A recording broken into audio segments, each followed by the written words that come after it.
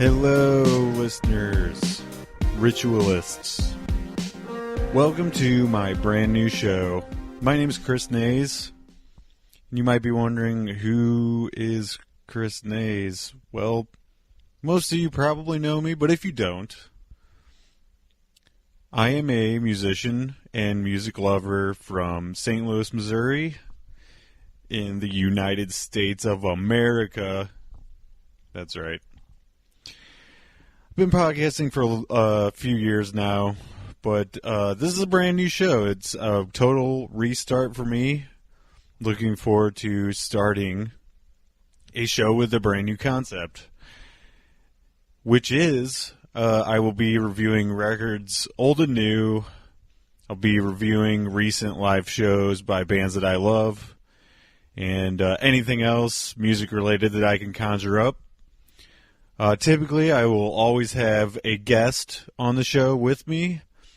As often as I can possibly handle, I will have the discussions be in person. But if not, as this week so happened, we ended up doing a Skype interview, and you'll hear that in just a few minutes. This episode, I interviewed an old friend and podcaster, friend of mine named Thelmo Rigo. We met through a show he used to do called Dream Theater Radio, which was a podcast that was all Dream Theater related. I emailed him and said I wanted to be on the show, and we proceeded to do a few different episodes over the couple of years he was doing that. And today we had a great conversation and full analysis of a new double album by the Neal Morse Band. Their album is entitled The Great Adventure, and you will learn all about it in this episode, but I do suggest that you go and listen to the record all the way through before you listen to this, because we get pretty granular at times about details of the songs, and I am going to include a few clips of songs, but you will not hear the majority of this record by listening to this podcast. So I would say if you don't want to buy it, go and sample it on YouTube first. Decide if you want to. You can find 4 of the singles from this record on Neal's personal YouTube page, YouTube channel, I should say, Neal Morse, and that's spelled Neal Morse. Should be pretty easy to find. I'll link it in the show notes if I remember to do that. After we reviewed the record, we will be talking about one of the first gigs of this tour for the Neal Morse Band. They played in Orlando, and Thelmo was there in person, so we get into details about that as well. So yeah, like I said, go listen to the record, come back. And, if you have any comments or anything like that, feel free to shoot them my way on social media. I am at Ritual Disc Flip on all of the socials. Or you can email me or the show personally at ritualdiscflip@gmail.com.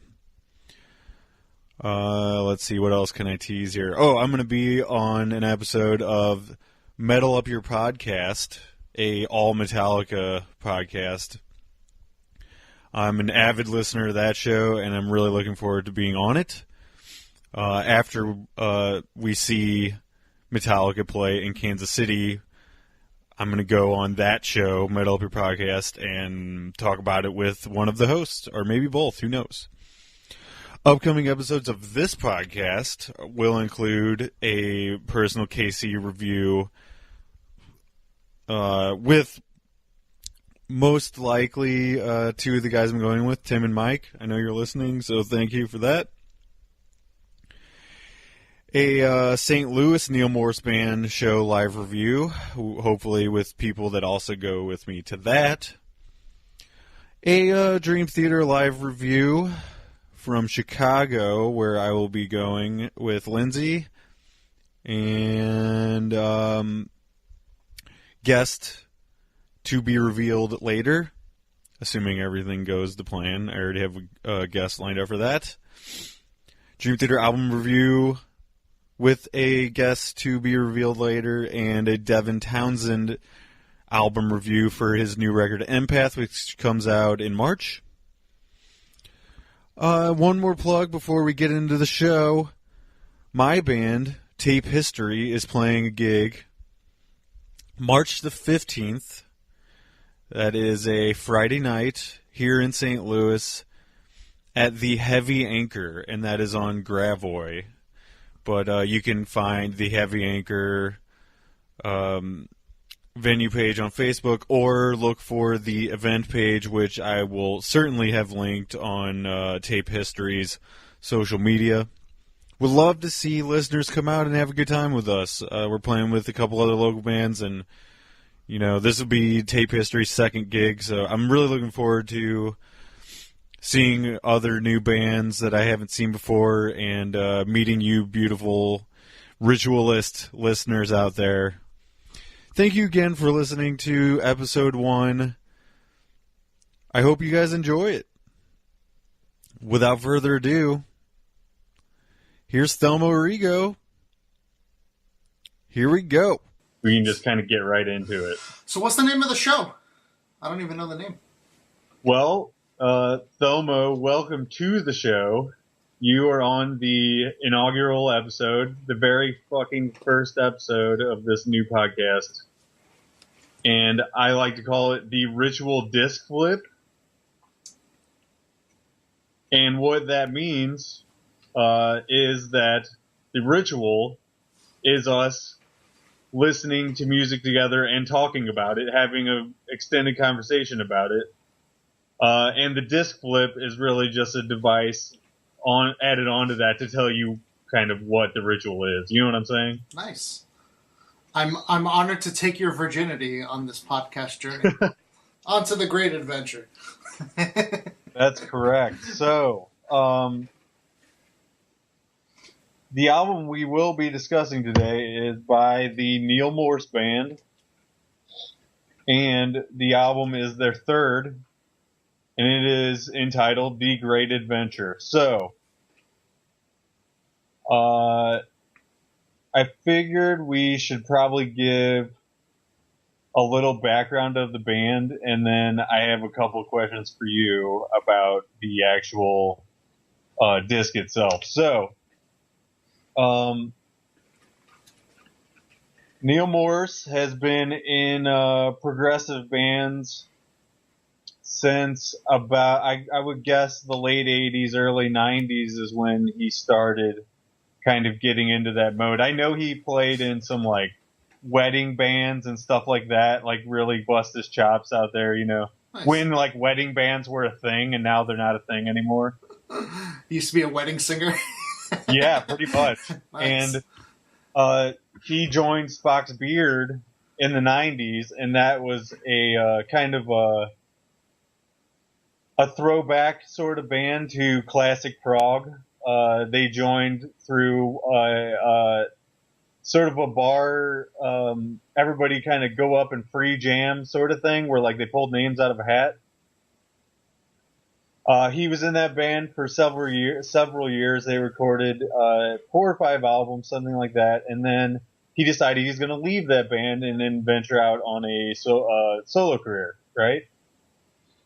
So upon doing so, he did a couple of solo records, and then he ended up doing a record with our favorite drummer, Mr. Mike Portnoy. And that band was titled Transatlantic, also a very much a throwback to classic prog. I'm not super familiar with Transatlantic. I know a few of their songs from him playing with different bands here and there, and then throwing in a Transatlantic song here and there, But anyway, so that's how Mike and Neal started playing together. Over the years, up until this year, I guess this is either their 19th or 20th album together. Since 19, I think, since 2000, they pretty much managed to collaborate with each other every year, or at least enough records combined for there to be a record for every year since the year 2000. So a very fruitful collaboration. Lots and lots and lots of music, and that's not even counting all the live records. You know what I'm saying? That's just studio records. So pretty fantastic collaboration between those two. Kind of seems like it was sort of meant to be, especially since kind of how it ended up happening to be so many records is that Mike eventually left Dream Theater. I guess that's almost 10 years ago now, something like that. And since then, it's sort of ramped up their Neal and Mike's collaboration. 2014, they put out their debut with the Neal Morse Band. How they got the other members of the band. I forgot to mention, the bass player also has been playing with them for quite some time on many, many of those records. Yeah. Do you know his name off the top of your head? For some reason, I'm brain farting. Randy George. That's right, Randy George, 2 first name guy. Mm-hmm. Yep. So the other 2 members of the band, Eric Gillette and Bill Hubauer, they held auditions. And I think Neal was specifically looking for members of the band that could handle the singing aspect because he was tired of putting together bands that were just random assortments of skilled people. You know, his bands would end up being like 10 people because nobody could handle the workload, right? So, besides Mike, of course. And Randy, he kind of just holds down the bass department and everybody's fine with that. But Eric and Bill are both amazing musicians. You know, they pulled their weight big time.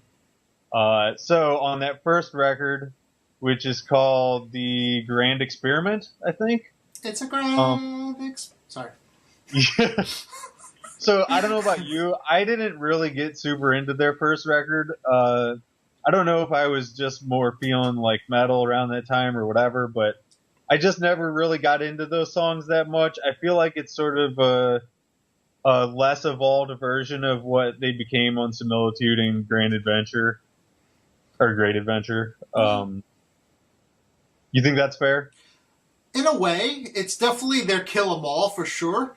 Okay, yeah. But when you go back and listen to it now, like you realize there is unbelievable amounts of genius in that album as well. I mean, it's just like fantastic classic prog. Like, you know, it's very Pink Floyd to me, that album, except like happier. And yeah, totally. Yeah, but like even songs like Waterfall, which is like this beautiful acoustic with like mandolins and all kinds of weird shit, and it's just unbelievably like great songwriting. So even though I agree with you, I think when I first heard Neal Morse Band, I was more in a metal zone as well. So it probably didn't hit me as much, but going back, it's such a fantastic album, I think. So I guess it deserves a revisit. I don't know why I haven't yet, yeah. But and it's been a couple of years, so I'm definitely going to do that. I've just been really enthralled with this new record and sort of in the zone with this one. And I wanted to, I guess the preamble to our conversation is going to be, or at least my take on this was that I wanted to judge the record we're about to talk about based on its own merit. Mm-hmm. You know, sort of on a solo basis, not reliant too much on previous music by them.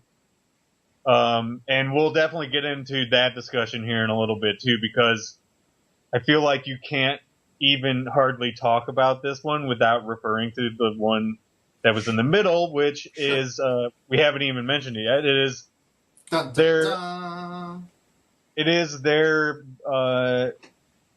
most epic record of the 3, probably. It's called The Similitude of a Dream. Now that is a concept record. It is a double album.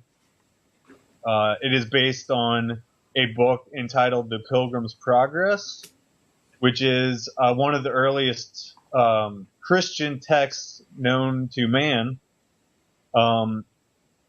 Now, I attempted to read it, or at least a modern translation of it. I didn't get very far. It's definitely a tough read. It's mostly sort of old English language. Mm-hmm.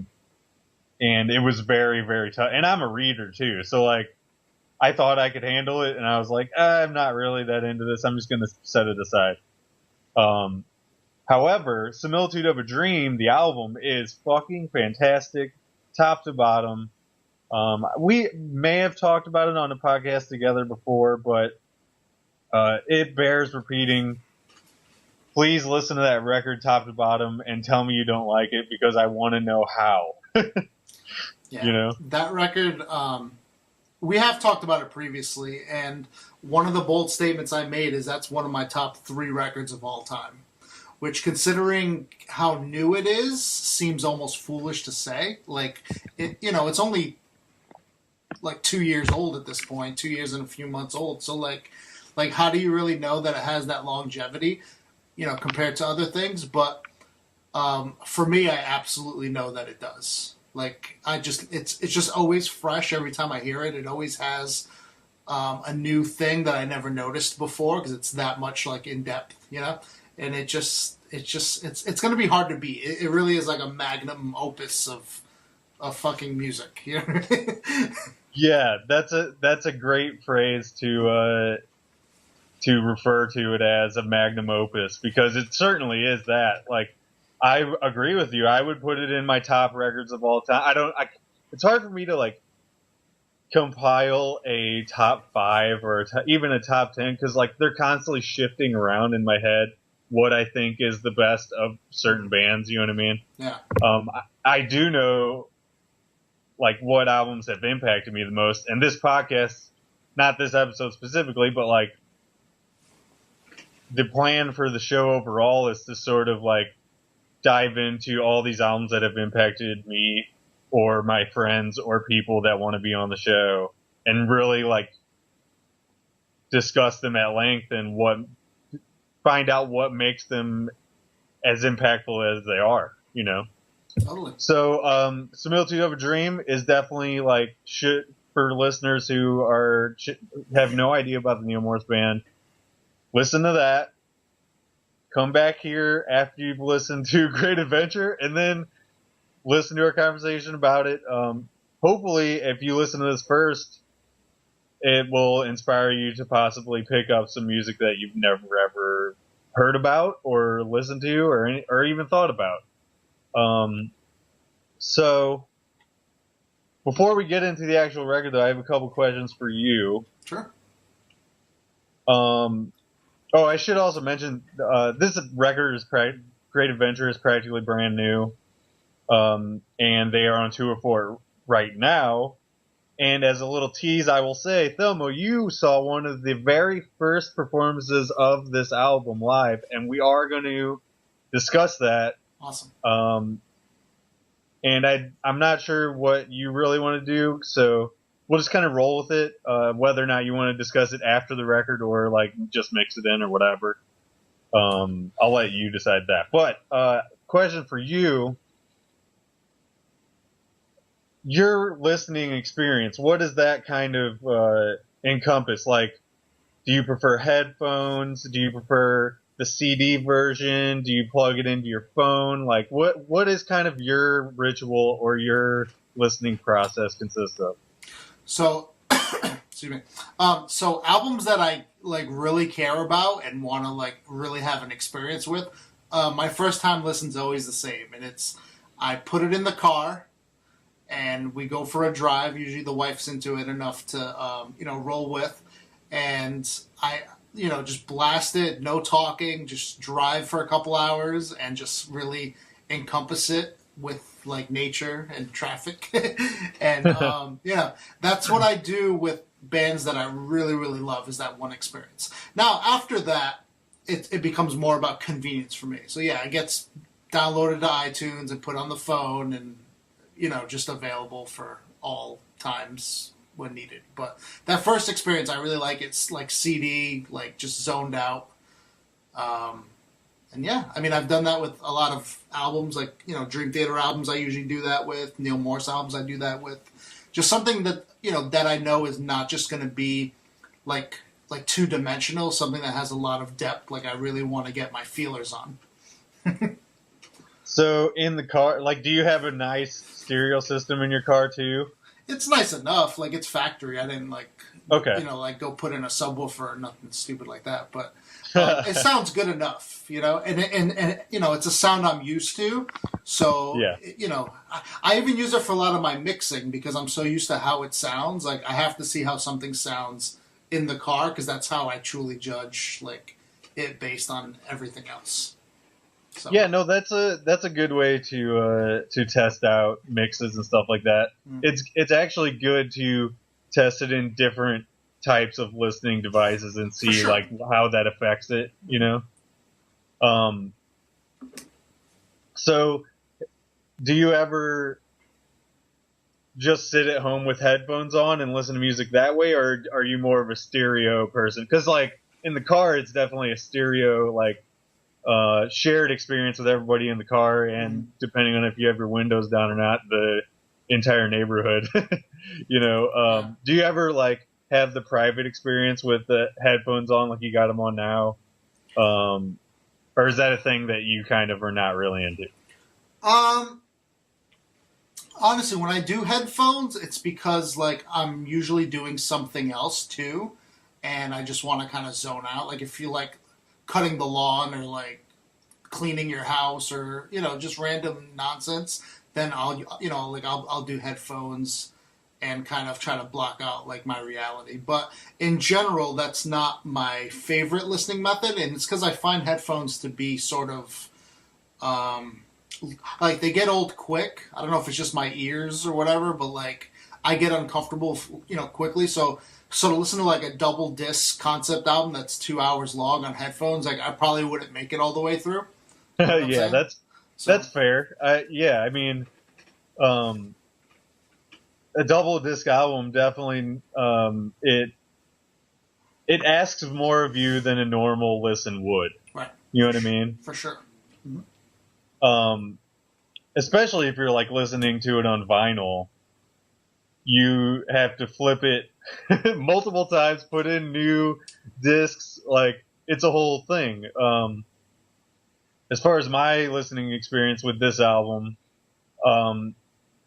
it did not come until the day after release day in the mail. And because of that, I felt like it was okay to listen to the YouTube version because I couldn't wait anymore. Like I had bought it. I had already given them my money. It's like, okay, now I don't feel so bad. I'm just going to go and listen to it because I can't keep myself from doing it. Yeah. So my first experience with this record in specific was YouTubing it very early in the morning with some coffee and just a full listen on headphones, isolation headphones for drumming. Not my favorite for listening, but it did the job, you know, especially since I like didn't want to wake up Lindsay and that kind of stuff, you know, like if I have the isolation headphones on, it cuts out everything else. If the cat's meowing in the background, I don't hear it, you know. So cool, man. I just kind of wanted to get your preferred method of participating in this ritual before we get into the actual record. Now, can I add something real quick to this? Go for it.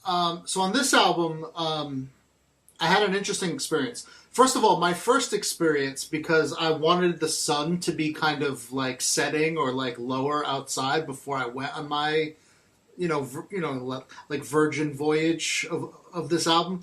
So, and, you know, it got delivered to me like early in the morning because Amazon's like a beast, right?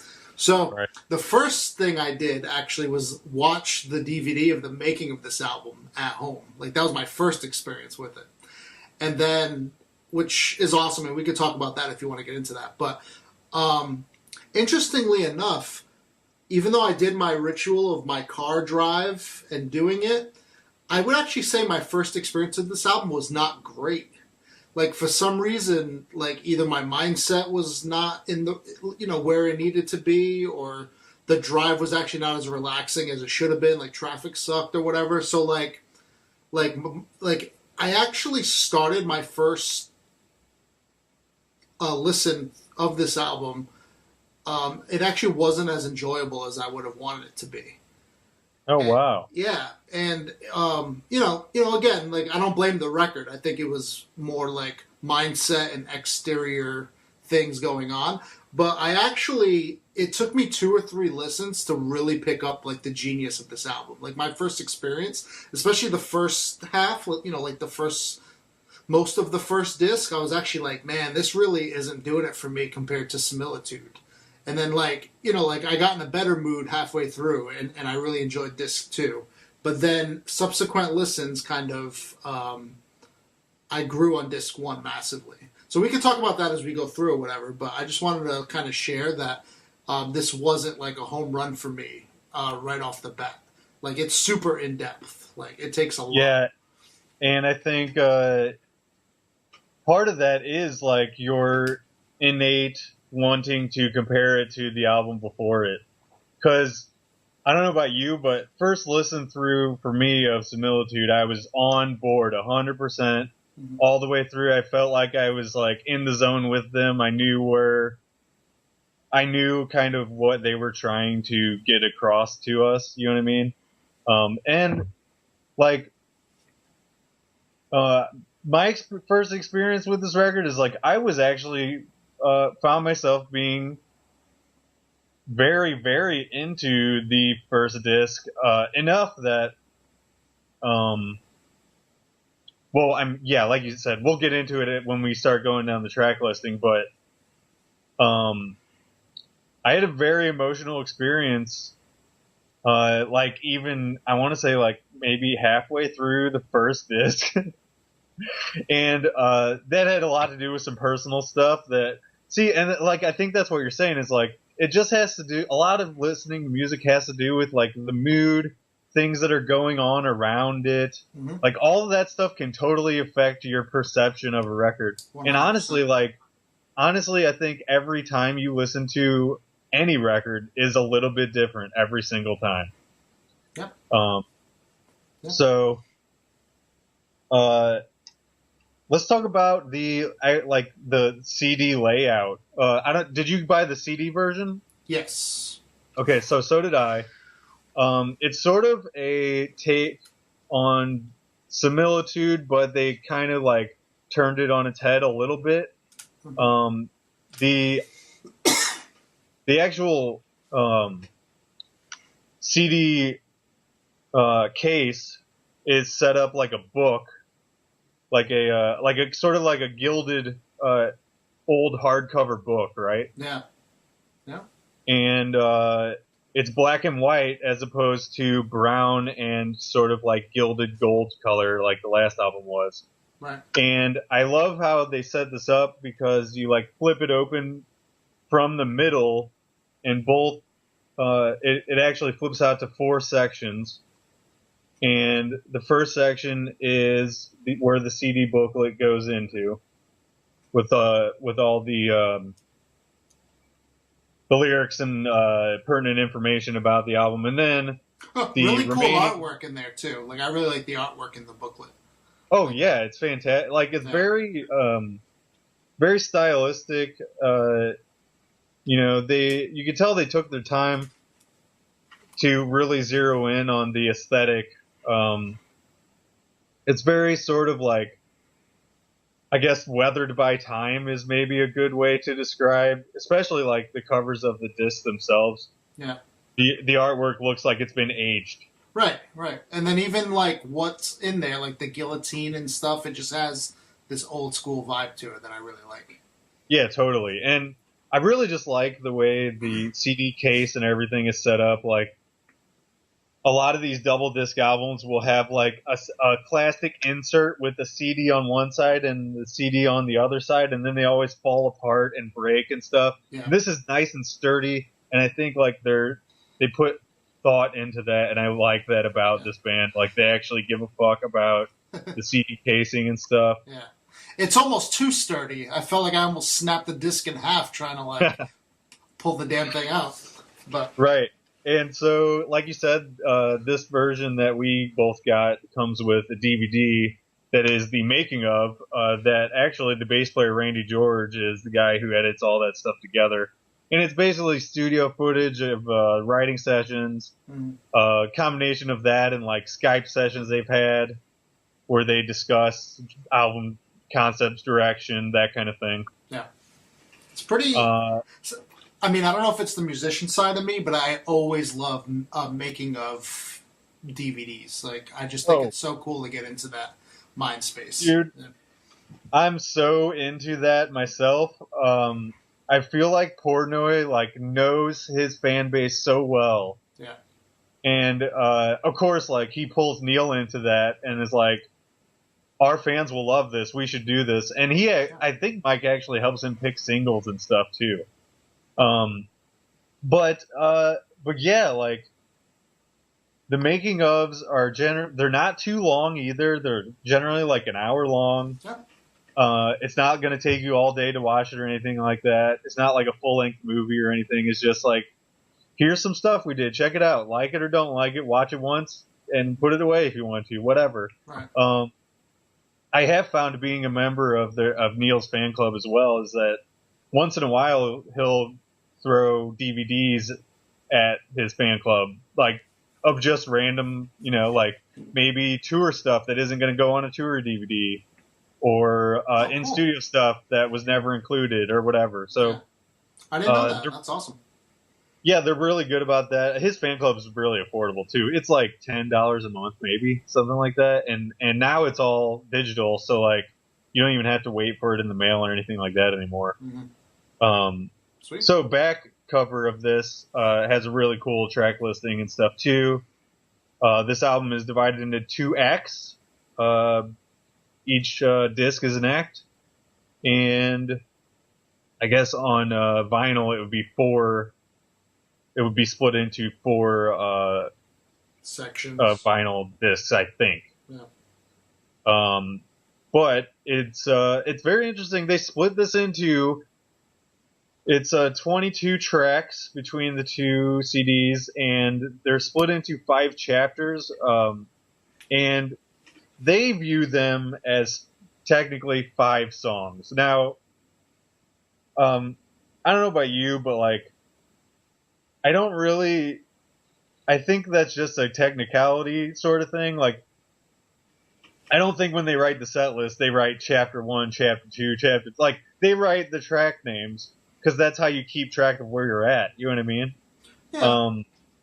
But as far as the like organic kind of flow of the album, I actually think the chapters are very well done. Like each chapter really has like a beginning, middle, and end, and like a climax like in each one. Like I think it was very much written that way. But you're right, as far as a live set, like that's just confusing. So yeah, no, I think you're probably right that they wrote it specifically like this is the end of this part, this is the beginning of the next part, and especially like when Neal brought in his lyrics, it tied everything together in the way that it was supposed to be tied together. Right. Also, I should say before we get started into the like actual going down the playlist and our thoughts on the songs, there does exist a single album version of this before it was Similitude related. Like, before it was the sister album of Similitude of a Dream, it was just its own album. And it was I don't think it had any of the shared themes or lyrical content whatsoever. I don't even think it really had many lyrics. Right. I think there was a lot of like hummed melodies and things, but I don't think it was really got that far. Yeah, sure. But one thing that's interesting that I'm glad you brought that fact up is that one of my issues I had with the album on the first listen that I have since grown out of having an issue with is I felt like a lot of the Similitude references in the music were almost like copy and pasted in there and didn't feel organic flow-wise. And that opinion's changed a little bit. Like, I no longer agree with myself on that one, but that was especially like, like the very first song, how it basically starts with a part of Similitude, and then kind of, I was like, man, it just felt like so tacked on just to tack it on. You know what I mean?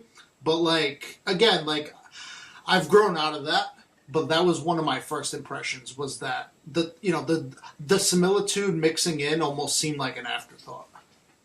I'm definitely going to agree with you that like early listens to this, it did feel like maybe they were forcing it, sort of, like maybe not outright, but like it is mentioned on the making of that Mike felt like if he had known it was going to be a Similitude sister album, that he would have wanted to incorporate more themes. Right. So then it leads you down the path of like, okay, well, they're just throwing those in there now. But as you've listened to it more, and I actually did a full playthrough again yesterday night, it doesn't really seem that way. It actually flows really naturally. It does. And that's why my opinion has changed.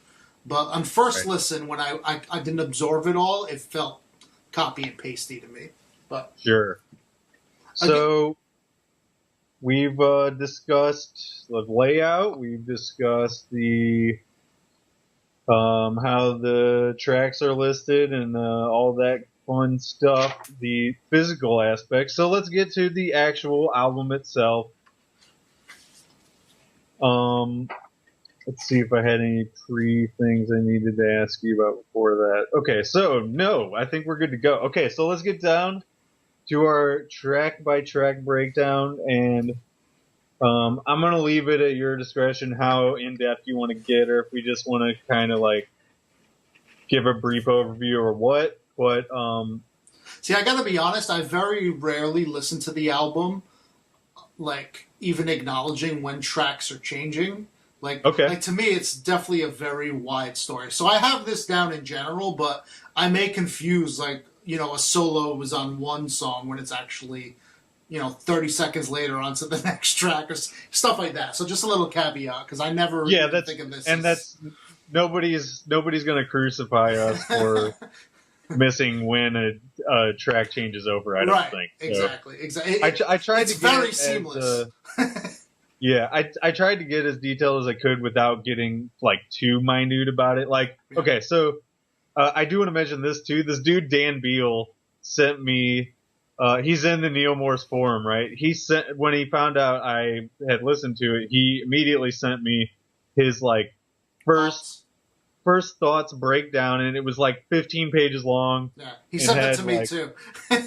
Yeah, he sent it's like a skeleton of sort of where the themes are and that kind of stuff. And it's like, I'm grateful for that, but dude, like you can kind of cross a line trying to get too overboard with breaking it down to its very most minute aspects. It's like, okay, we're going to talk about a lot of stuff on this, but we're not going to talk about every single thing because that'll take fucking forever. Yeah.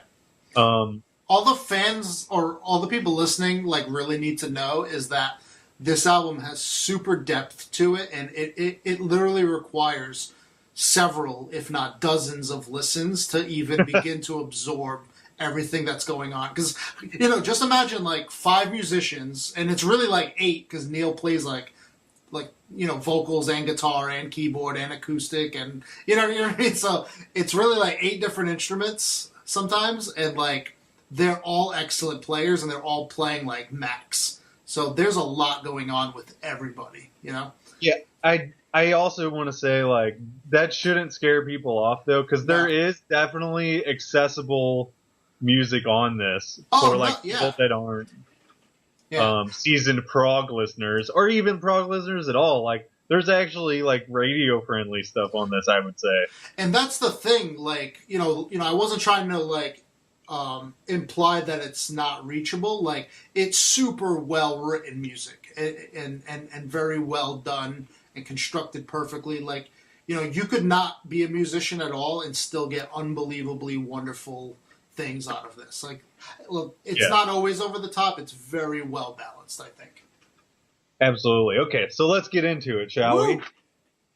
Chapter 1 is a 12-minute, 50-second set of 2 songs. The first is an overture, which is not really unique to Neal's songs, I would say, or albums, I should say.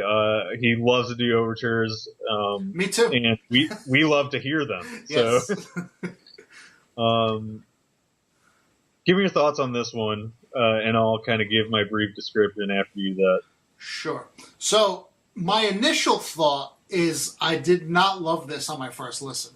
I thought I liked how it started off very light and mellow and then went crazy, because that's very much like Similitude as well.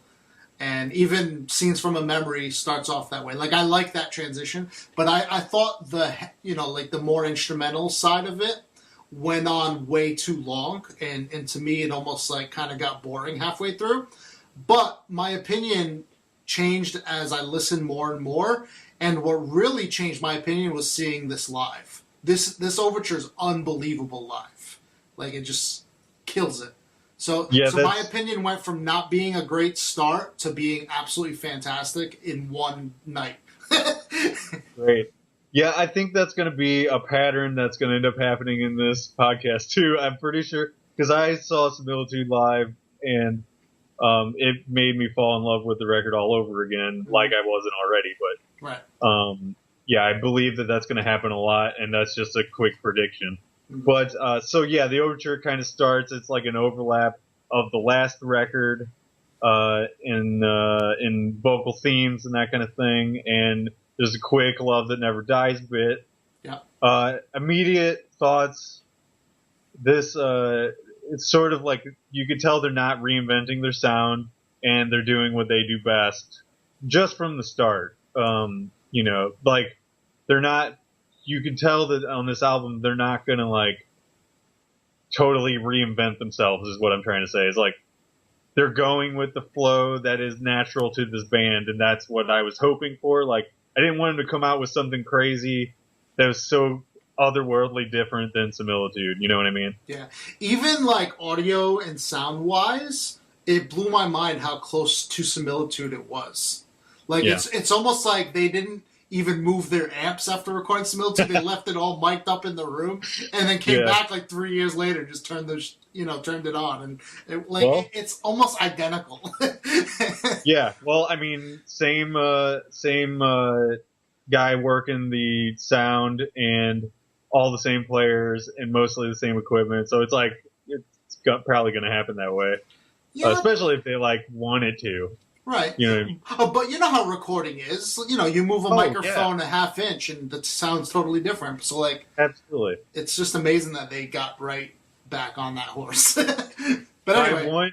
My one small nitpick about the overture, as far as, like, how many themes they included, is, like, I thought it was maybe a little much at the very... Like, I wish they would have left off that last theme tease, because it's such a strong one, and I feel like if it came out of nowhere later... that I would have liked it more, but this is notes from an early listen too, so like, yeah.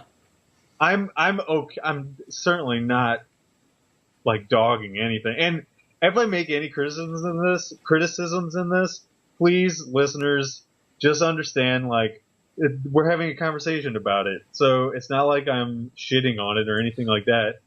It's just when we're talking about it this length, you're going to get into a little bit of nitpicky stuff, right? We should put in the caveat that this is two musicians talking like about really, really splitting hair, minute details.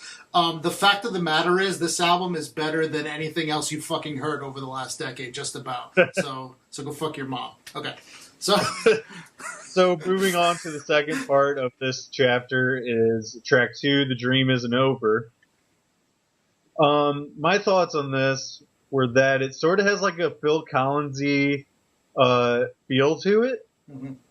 I don't know if you agree with that or not, but it sort of sounds like that song with the big drum fill that Mike Tyson liked a lot in The Hangover.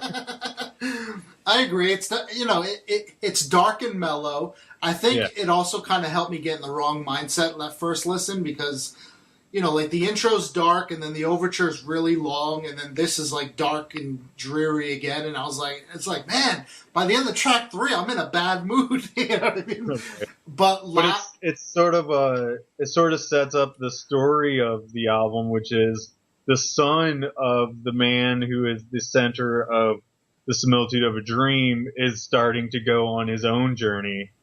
And or not yet, right? Like in this part of the story, he's still really singing about how bitter he is that his father that's right. left on him. He's talking like in the overlap of the stories, like how his dad leaving in the first story is affecting him back then. And then once we get into chapter 2, that's when you start getting into his own personal experiences. So anyway, this track is very short and to the point, with another Similitude reference in there. And right on to chapter 2, which is a 5-song segment of the first disc. Chapters or tracks 3 through 7, and it starts with. Oh, by the way, it's 24 minutes long. It starts with Welcome to track 3. Welcome to the world. Correct me if I'm wrong. Wasn't this the first single that they put online? Yes, the first thing I heard. It had a cool little lyric video to go with it, with all kinds of cool lights and sounds. And it was pretty sweet. If you mind me saying. If I'm being honest, that this being the first single really got me pumped up for this album. I loved this song right off the bat. It was super fun and had a great energy to it. It was a great start for me personally. Yes, I actually had this and then the next single put on my phone before a road trip, and I think I listened to each of them a few different times while we were on the road over the holidays. Welcome to the World. Okay, so my notes on this: Riff City.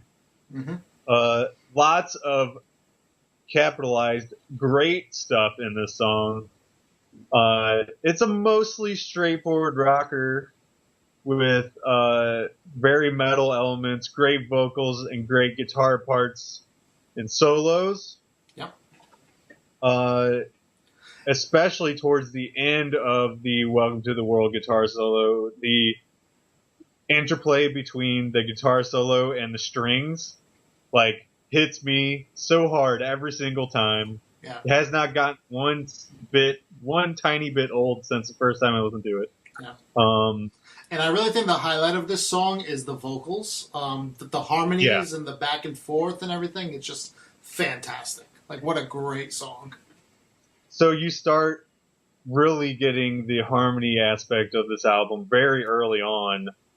It's something that the Neal Morse Band is great at. Yeah. Bill, I think, mentioned in a interview or something I saw from the Cruise to the Edge this year, that he, upon his first performance of the album on the cruise, first thing he noticed was that he wrote too many high vocal parts. So he's holding down the high vocals, then you got Eric, then you got Neil, then you got Mike, and they're all doing it together, and it's it truly is a beautiful thing that they're able to pull it off as well as they can with how complicated the music can be sometimes. It's amazing. Absolutely amazing. And I really like how this song just sort of gently slides into the next one. I want to go back to something we were saying earlier, how I was we were both sort of hard on this record upon first listen, I think. Just sort of maybe overanalyzing it or the mood we were in or whatever. Mm-hmm. I was a little hard on the transitions element of this record, comparing it too much to Similitude, because I think Similitude does that perfectly. The movement between songs and chapters and that kind of thing. Especially disc 1, right? Disc 1 of Similitude is basically one large song. Yeah. It's seamless. Yeah. And so yeah, that's just a thing that's going to happen throughout this. Is we compare it to one of the most perfect prog records, and how can you really do that? It's hard. It's like, I don't know. It's really hard to compare the two, but inevitably you end up doing it. So anyway, great song. Moving on to A Momentary Change. Did you want to give your thoughts on this one first? Yeah, so another slow, kind of sad song. Great melodies, but it still kept me in that mood of like, there's this negative like cloud over my head that I can't get out of. And Welcome to the World was very uplifting, but it just like, like it comes up for a second and then gets right back into that dark mood, which again, now I love, but on first listen, I was like, man, like these guys are really trying to like make me depressed. You know what I mean? But yeah, I mean, fantastic melody. I think it's repeated a little too much through the album, this particular like main theme that comes up in this song. But I mean, it's really grown on me. I like this song a lot. Yeah, I'm actually going to 100% agree with you. First, on the theme sort of repeating quite a lot. Yeah. Let's see. So, love. It's what Dan wrote as the "Love That Never Dies" theme. Now, it's between that one and the "Welcome to the World" theme. Like, they really hammer that. And yes, they're strong. And I get why they did it. Mm-hmm. But at the same time, I don't remember Similitude being as theme heavy. I guess it is, but it works a little more smoothly, I guess. Yeah, like it's more casually done. A lot of the themes like are background sounds. Where here, a couple of these themes are just kind of like jammed in your face, like constantly. Like either strong vocal themes or like the entire riff or the entire solo melody or something like that. So that's kind of where we're at on that. Yeah. But with that said, there's also some recurring themes like Welcome to the World where like it changes, like it'll be in like a major key in one song and a minor key in the other, and it's not just repetitive, like it's well done. You know what I mean? But it is still kind of punched through. It's not like they just played it in the same key again, right. Like over and over. Yeah. They definitely like took some creative ways of doing it, which I will give it to them for that, for sure. Yeah. I'm definitely not dogging on it. I just sort of think like it becomes prevalent. Mm-hmm.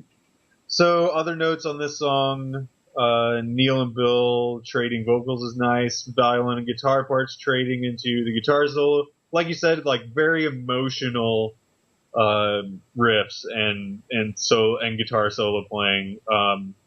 It's something they're really, really good at. Yeah, for sure. And then they go into a very old school sounding prog part, which I was listening to this in the Jeep with my dad the other day, and he said, "Is this Dream Theater?" I'm like, kinda. It's not really, but yeah, it was enough to where he recognized the kind of people I was listening to. You know what I mean? Sure. Like, you can tell these are the guys. Mm-hmm. Mike playing on drums, of course. And I can't remember if this is the riff that he said Neal had to teach him, but there's definitely a drum beat on the record that Neal had to teach Mike to play. And it might be this one. Yeah, I don't quote me on that. They're actually another interesting thing they're getting ready to come out with through the fan club, I think, is a full double disc commentary, full band. That's awesome. Yeah, so I'm gonna definitely look forward to listening to that. Yeah, I'm down with that. It'll be kind of like we're doing here, except we're not in the band. Yeah, so in this song, the full band is definitely showcased. So, it's very good. That's really all I got on that one. Unless you have anything else, we can move on. No, let's keep going. So, Dark Melody. For me, this is a definite highlight of especially disc 1, but really the full record. Like, I really love this song. Yeah. Some of the strongest stuff so far is what I wrote. Very dramatic, big riffs, and Eric is so on fire on this song. He's like just soloing is unreal.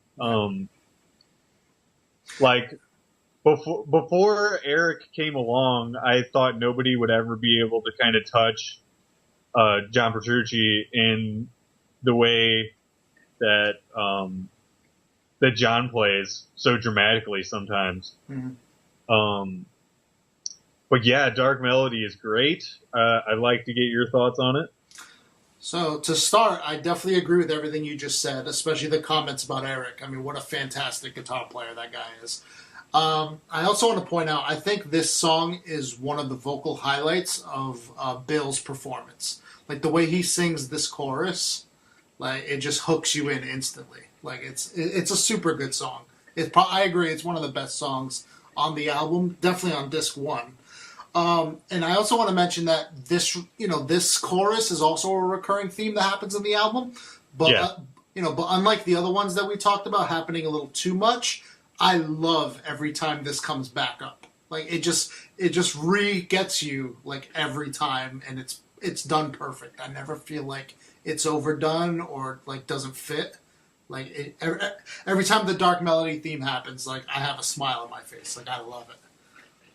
It's so good. I mean, Bill is another star on this record. He's an unbelievable singer and obviously super talented on the keys and synth. He knows what he's doing 100%. Mm-hmm. The fact that they found both of those dudes is... It almost pisses you off, you know? We spend years finding one fucking guy who's not an asshole to jam with, and he just pulls these two like amazing people out of thin air. And, you know, it is what it is, I guess. Yeah, and the fact that like dudes that these 5 guys who are so talented get to play together is a gift to all of us out here in the listening world. For sure. Okay, so moving on to track 6, I Got to Run. So let me see. I definitely wrote a note about this. Okay. So I feel like this song is a little clunky between parts, between the chorus and the verses. It's sort of the first out there moment of the record for me. Neal even has sort of spoken word rap sort of vocals. Not rap, but like... I know exactly what you mean. It is basically rapping. they have like a rhythm to them that is very rap-esque, I guess I should say. Yeah. And I like rap. I'm just saying it's sort of out there. They definitely took a chance on this one, so I'll give them that. I like bands that take chances, so that's cool. But it strangely like does fit on this kind of in this placement of the record. Yep.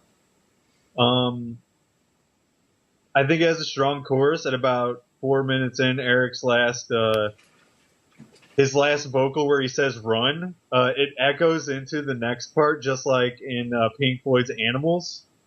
I'm sure you're familiar. Oh yeah, I love it. Sort of 2 songs in one. I feel like this song is, and the last 2 minutes are totally different feel.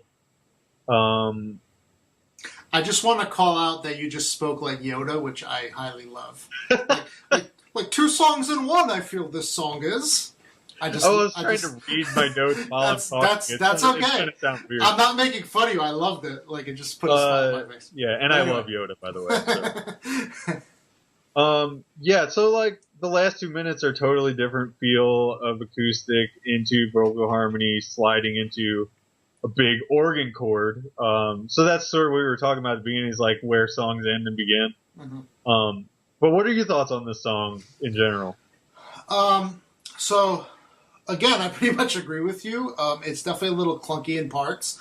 I do love the chorus of this song. I think it's unless I'm wrong, I think it's Eric's first chorus where he takes like the main vocal part and he sings it fantastically. And I did want to mention that what clicked with me for this song was seeing it live. Okay. And I could probably say that about almost everything, but this song in particular just works so well live. The crowd was really into it. Neal was super, dramatic in the way that he was. Neal's, he's not only the singer, he's almost like up there acting.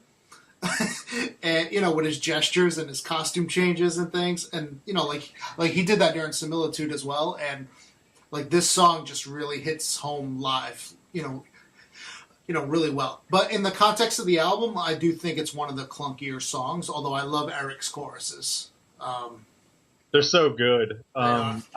Every time he sings is awesome, I think. Yeah, you're especially, and like you said, especially live, like you become enthralled with their ability because they're singing it so well.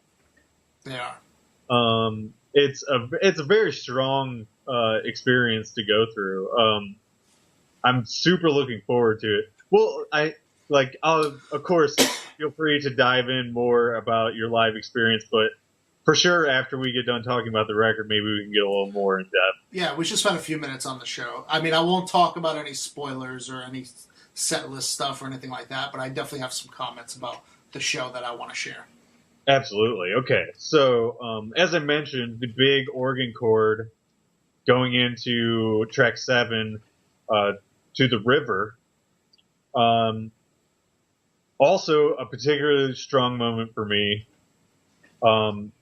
They reuse the Welcome to the World theme again, but maybe a bit, I don't know, like we were saying earlier, maybe like a bit much so far, especially like a few times already. Yeah, but this is one of the most, like I was talking about like changing keys, like this is a prime example is in this song where the Welcome to the World theme has a totally different mood. But I agree, it's overused for sure. The chord progression and vocal are really strong in this, though, so it sort of like counteracts any feeling like that. So I don't know. I guess like when I go through these notes, I'm gonna kind of be reading stuff that I initially thought sometimes. Yeah, sure. And we're gonna have to sift through, I guess. So there's a really, really nice acoustic reference in the song to the last record. Yep. And while we're here, I want to mention that this is where, upon first listen, I was literally crying. Wow. Now I got a little teary when I saw them play Similitude live, but, I have cried while listening to Similitude. The first time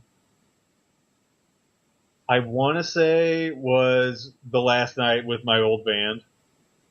I was listening to Similitude on the way home, and it was like the emotional riffs hit me harder than they ever did again. So I'm just like bawling my eyes out.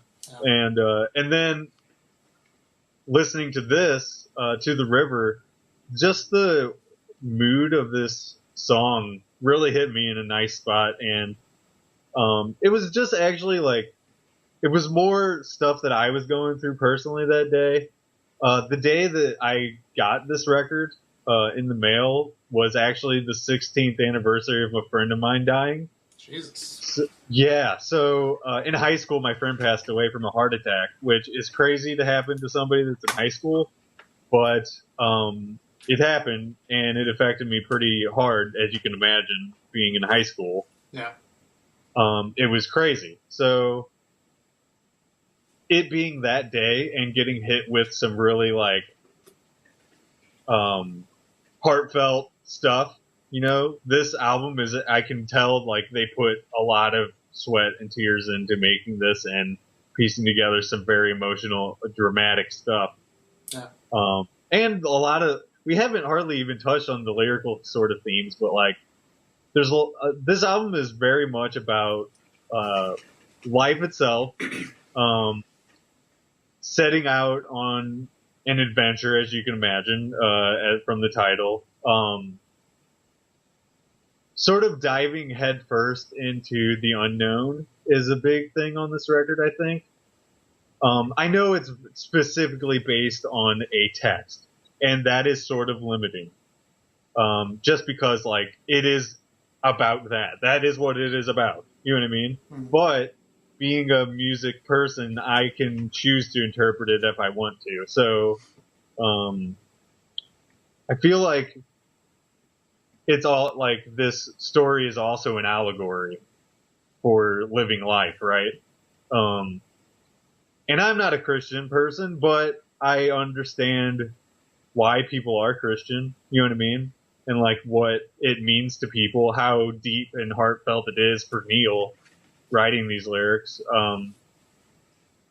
So yeah, this one definitely hit me hard, and I think it's another really strong moment on the album, and it comes back again later, and that one took me by surprise, but I love it. What do you think of this one? So a couple things. Number one, this is definitely the song where the story changes a little bit. Like this is the last like I feel sorry for myself because my dad left for a while song, and now begins like his adventure. And that was even kind of like that idea was even kind of shown in the live version of this song that I saw because saw Jesus Christ. So even live, like this is the first time the music stops in the concert and they kind of like say hi to the crowd and everything is at the end of this song. Like this is really like a section of music and now the great adventure begins. But with that said, this is also the last kind of like sad moment for me. From this point on is when the album is a lot more cheerful, I think. And it definitely takes on a different vibe. Like this is where I started to like really like it on my first album was from the end of this song on, because like the depressing sadness stuff was over. But with that said, it's a fantastic song, and I agree with all the points you made about it. Like just really epic and like emotional, and it really shows that these guys aren't just trying to play a million notes per second. Like there's a lot of thought that goes into the musicality part of this. Yeah, I definitely agree that like this is a bookmark ending to chapter 2. It's a good one, and the way the album's structured, it makes sense, because when you get into chapter 3, which we're about to start with track 8, it picks you back up. It changes keys to a happier grouping of notes, a happier chord progression. And you feel like you're sort of off to the races on this caravan going somewhere, For sure. Chapter 3 is definitely a very happy sounding chapter, I think. And we'll get to Hey Ho, Let's Go and all that other stuff, but sure. This is like the good times portion of the album, I think. Yeah. So okay, we might as well just get into it. Chapter 3, this is an 18-minute segment of 4 songs, tracks 8 through 11, so we're going to finish out disc 1 with these songs. Track 8, The Great Adventure, what are your thoughts overall on this one? So, I really like this song in the context of the album.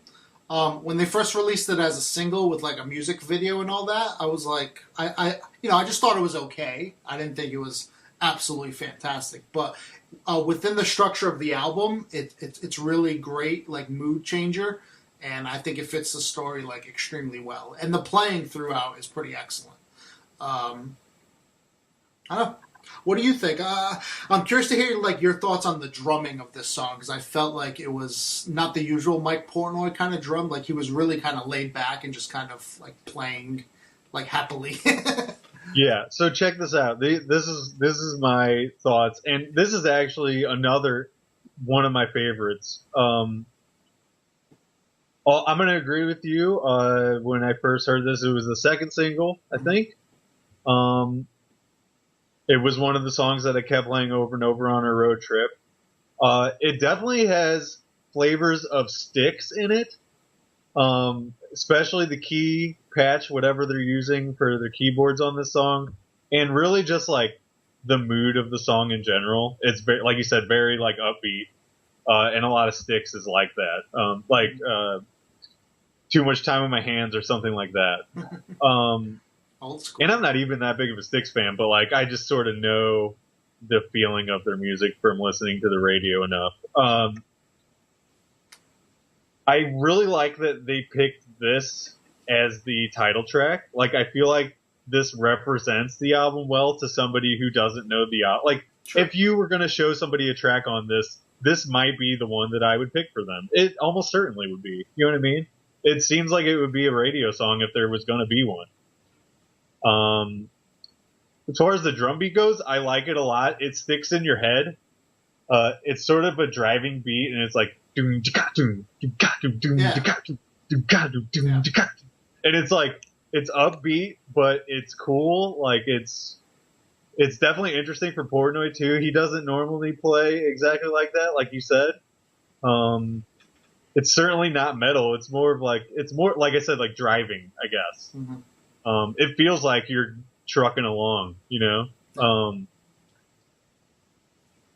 Really jammy key solos on this, great vocal harmonies, and the gym teacher whistle was a late addition, I know, by Neal that I like a lot. It fits really well where it's placed. And live, it's even better because there's actually like, is it? Yeah, there's actually like a break in the music, and like he blows the whistle, and everyone like stares at each other, and then like just jumps like it. I don't know. I can't even explain it. It's just fucking killer live. I'm really, really, really looking forward to that moment, dude. And I feel like when a band does something that, like, it's sort of weird, but it's not really because it fits. Everybody in the audience and everybody in the band is in on the joke together. You know, I even saw in the forum where they was like, we should all bring gym whistles. It's like, no, that's a terrible idea. Do not do that. Yeah, that would be a bad idea. Yeah. Can you imagine everybody trying to hit that moment at exactly the same time and nobody gets it right? And like I said, they change it live, so it would be a clusterfuck. Okay. Do not do that. In Similitude, when there's a moment when he says stop in a song on the first disc. Yep. Right, yeah. They changed that. I'm sure you saw it on the live stuff of that, but they extend it ever so slightly, and it's just enough to be a cool moment. Mm-hmm. So I'm glad they're doing stuff like that again. Okay, so let's move on to Venture in Black. Here is what I think on this. This is I think it's one of the first appearances of the devil character. And Mike takes the lion's share of the devil vocals on this record, which I definitely enjoy. Yeah. This song has a very metal mood to it, a slow build in the verses, but Mike plays, like I said, he plays the devil. And this is actually my personal favorite of disc one. Well, I don't know. At the time, I thought it was my personal favorite of this disc, but I would say that others are definitely contender for that, so I can't really say that now. Yeah. And Bill has a cool vocal bridge on this too. But yeah, I absolutely love Mike's vocals on this, and I know previous podcasts we've talked about Mike's vocals in Dream Theater. How do you think he's maybe grown a little bit as a vocalist, or do you think his vocals fit in this, or what's your thoughts on them? My issue with Mike Portnoy's vocals in Dream Theater is that he wasn't even attempting to sing. He was just like grunting, like he was like Tim the Toolman Taylor. You know what I'm saying? Yeah. So I didn't like that in Dream Theater, but no, I think Mike's voice fits excellently in the Neal Morse Band, and I think he knows his limitations. He sticks, with the lower registers, and he. I mean, it just fits so well when all four of them are harmonizing. So I really like Mike singing in this band. Also, I want to mention the drum beat in this song. Like, it's deceptively simple, but it has a kind of swing to it. Mm-hmm. It's like doom doom ga doom doom doom doom ga doom doom doom doom doom doom. Like, I can't get enough of that. Yeah, you know what I mean. And then he's singing over it, which is cool. Yeah. Yeah. Which and like there's moments on this album where he's singing and playing fills. I don't even know. You know what I mean? I don't have a concept of how difficult it must be. So muscle memory for him. You know, I've heard him talk about how he doesn't even have to think about remembering parts that he wrote 20 years ago, and it sort of baffles me because those parts are incredibly complicated. Yeah. But he's just got the gift, man. That's what it is. Yeah. He has like a photographic memory for music. yeah, totally. Okay, so moving on to Hey Ho, Let's Go. I didn't tell you what I thought about the song. Yeah, what are your thoughts on this, dude?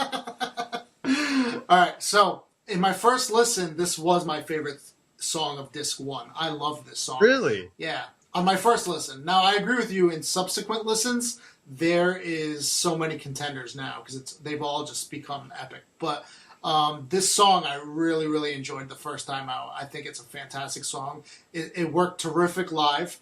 I love that Mike Portnoy and Bill harmonize, but it's like an octave harmony, so it's like they're technically singing the same note, but that adding the high and the low together just adds that creepy, like devil, possessing you kind of vibe to it, and yeah. I just love that thing. I don't know, like I really, really like this song. It's fantastic to me. The layered vocals between Bill and Mike, it's definitely a highlight. I absolutely agree. Yeah. I mean, I can't imagine them not nailing Venture in Black live. Like, it just feels like a song that would work for them so well. Yeah. Okay, let's go back to where I was a minute ago. I was already to the next song. Damn. Hey Ho, Let's Go. So like I said, obvious Beatles influence on this song. It's a sort of like rock and rolly song, kind of jammy with the cool fade out. But I gotta say, like, this is one that sort of like lowered on my list in subsequent listens on whether I like it. It's like, it's okay, but it's not amazing like some of the other stuff is. Interesting. I do really like the end of it. So like I'm still finding stuff to dig, but it sort of feels kind of out of place. I don't know. I mean, like you said, it is in the happier sort of group of songs, mm-hmm. but it sort of doesn't really do it for me. I don't. What do you think?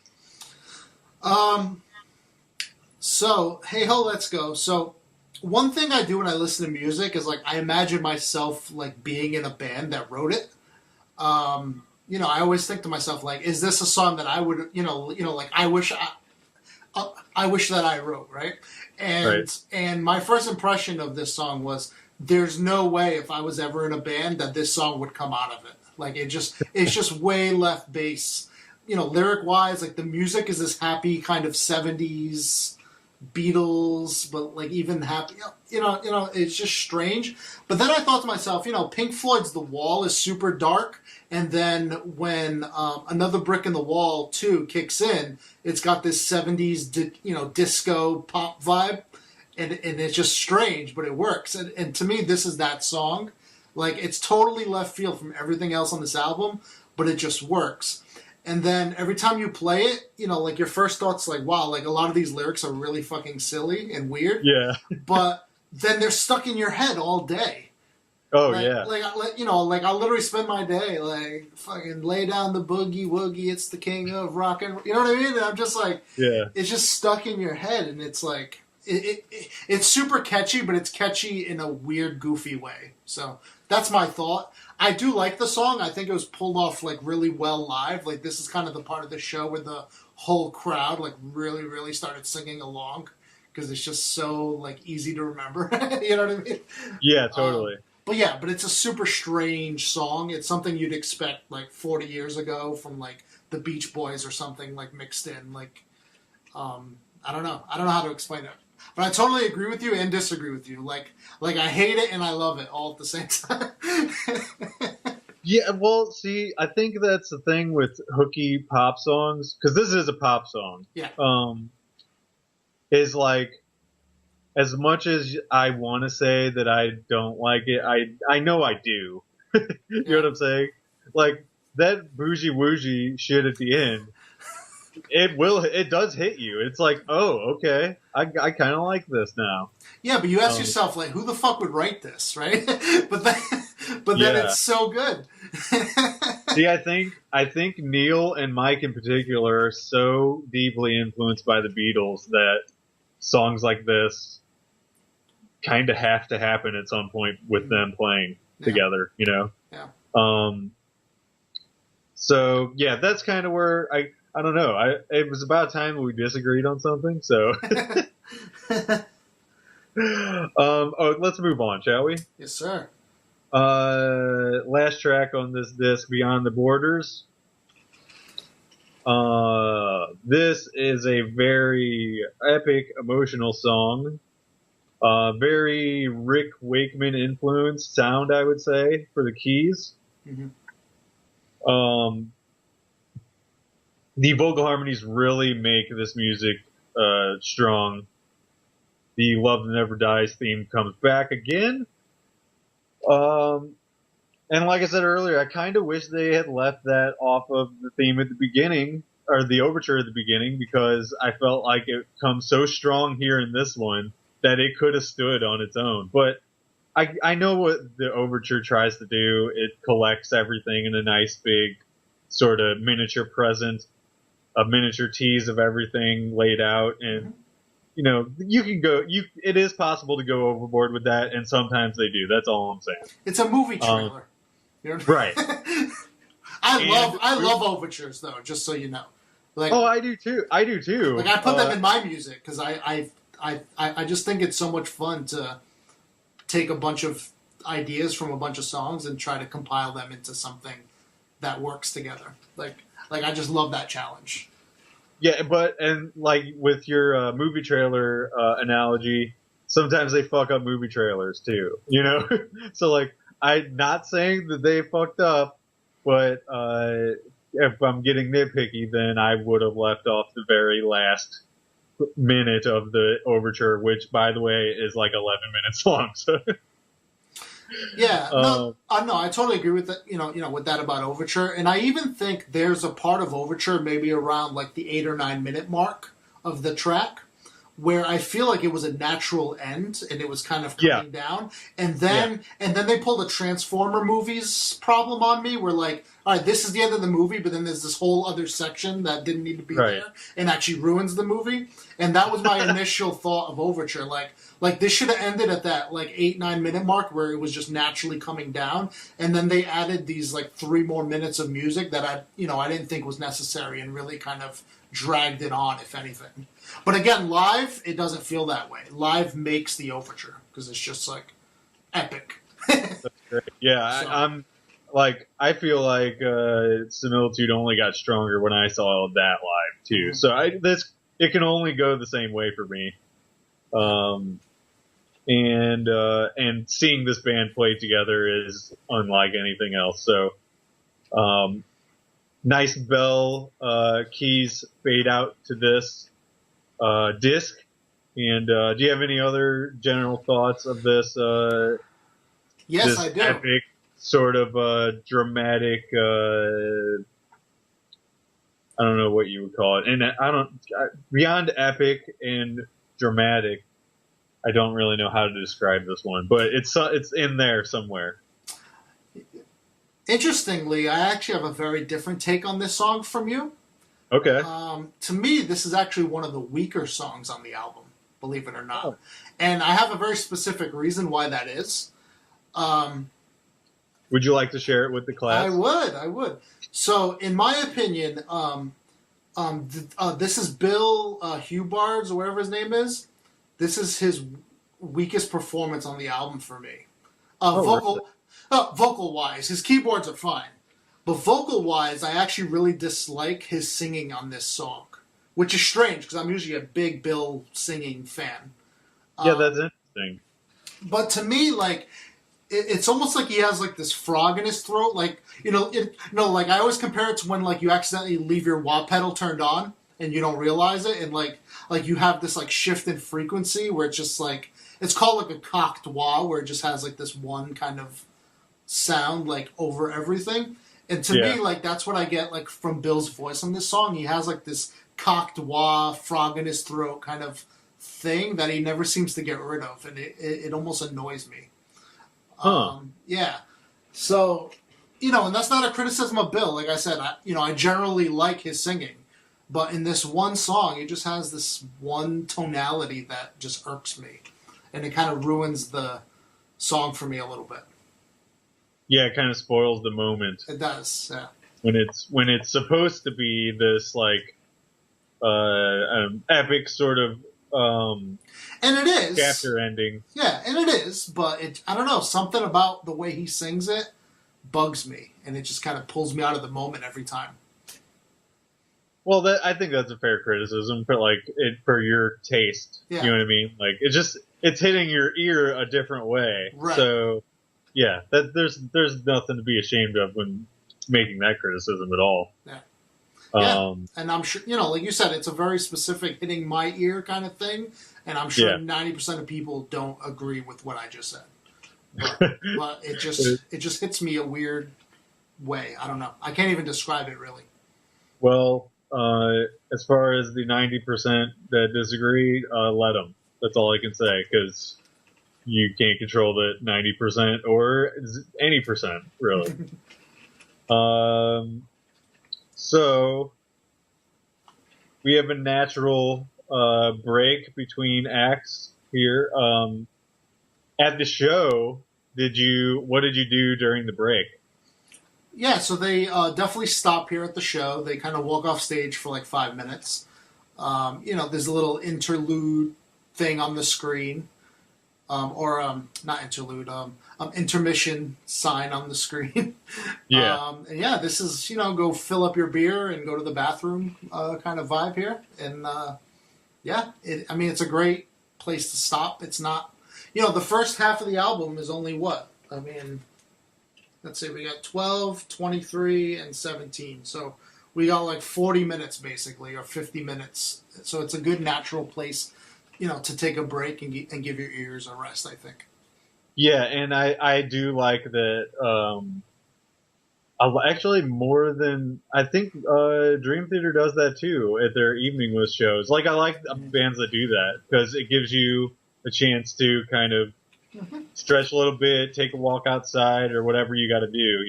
Yeah. Go to the bathroom, like you said. So.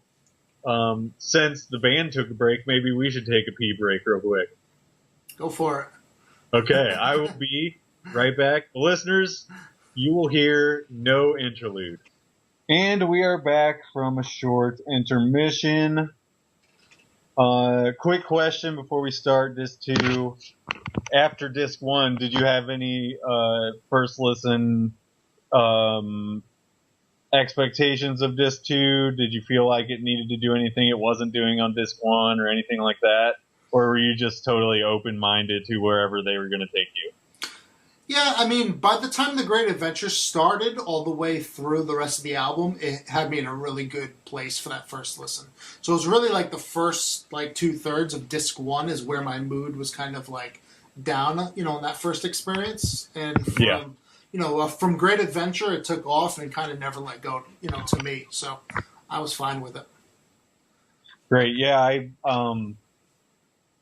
kind of, most of the times I've listened to this record, it's been as a whole, both discs at once, or well, not at the same time, one after the other, but I feel like that's the optimum. You get the most out of this whenever you do the full listen. For sure. So for you, that would necessitate driving around for 2 hours. It would. Which in Florida, like most of the time, that's a fine proposition.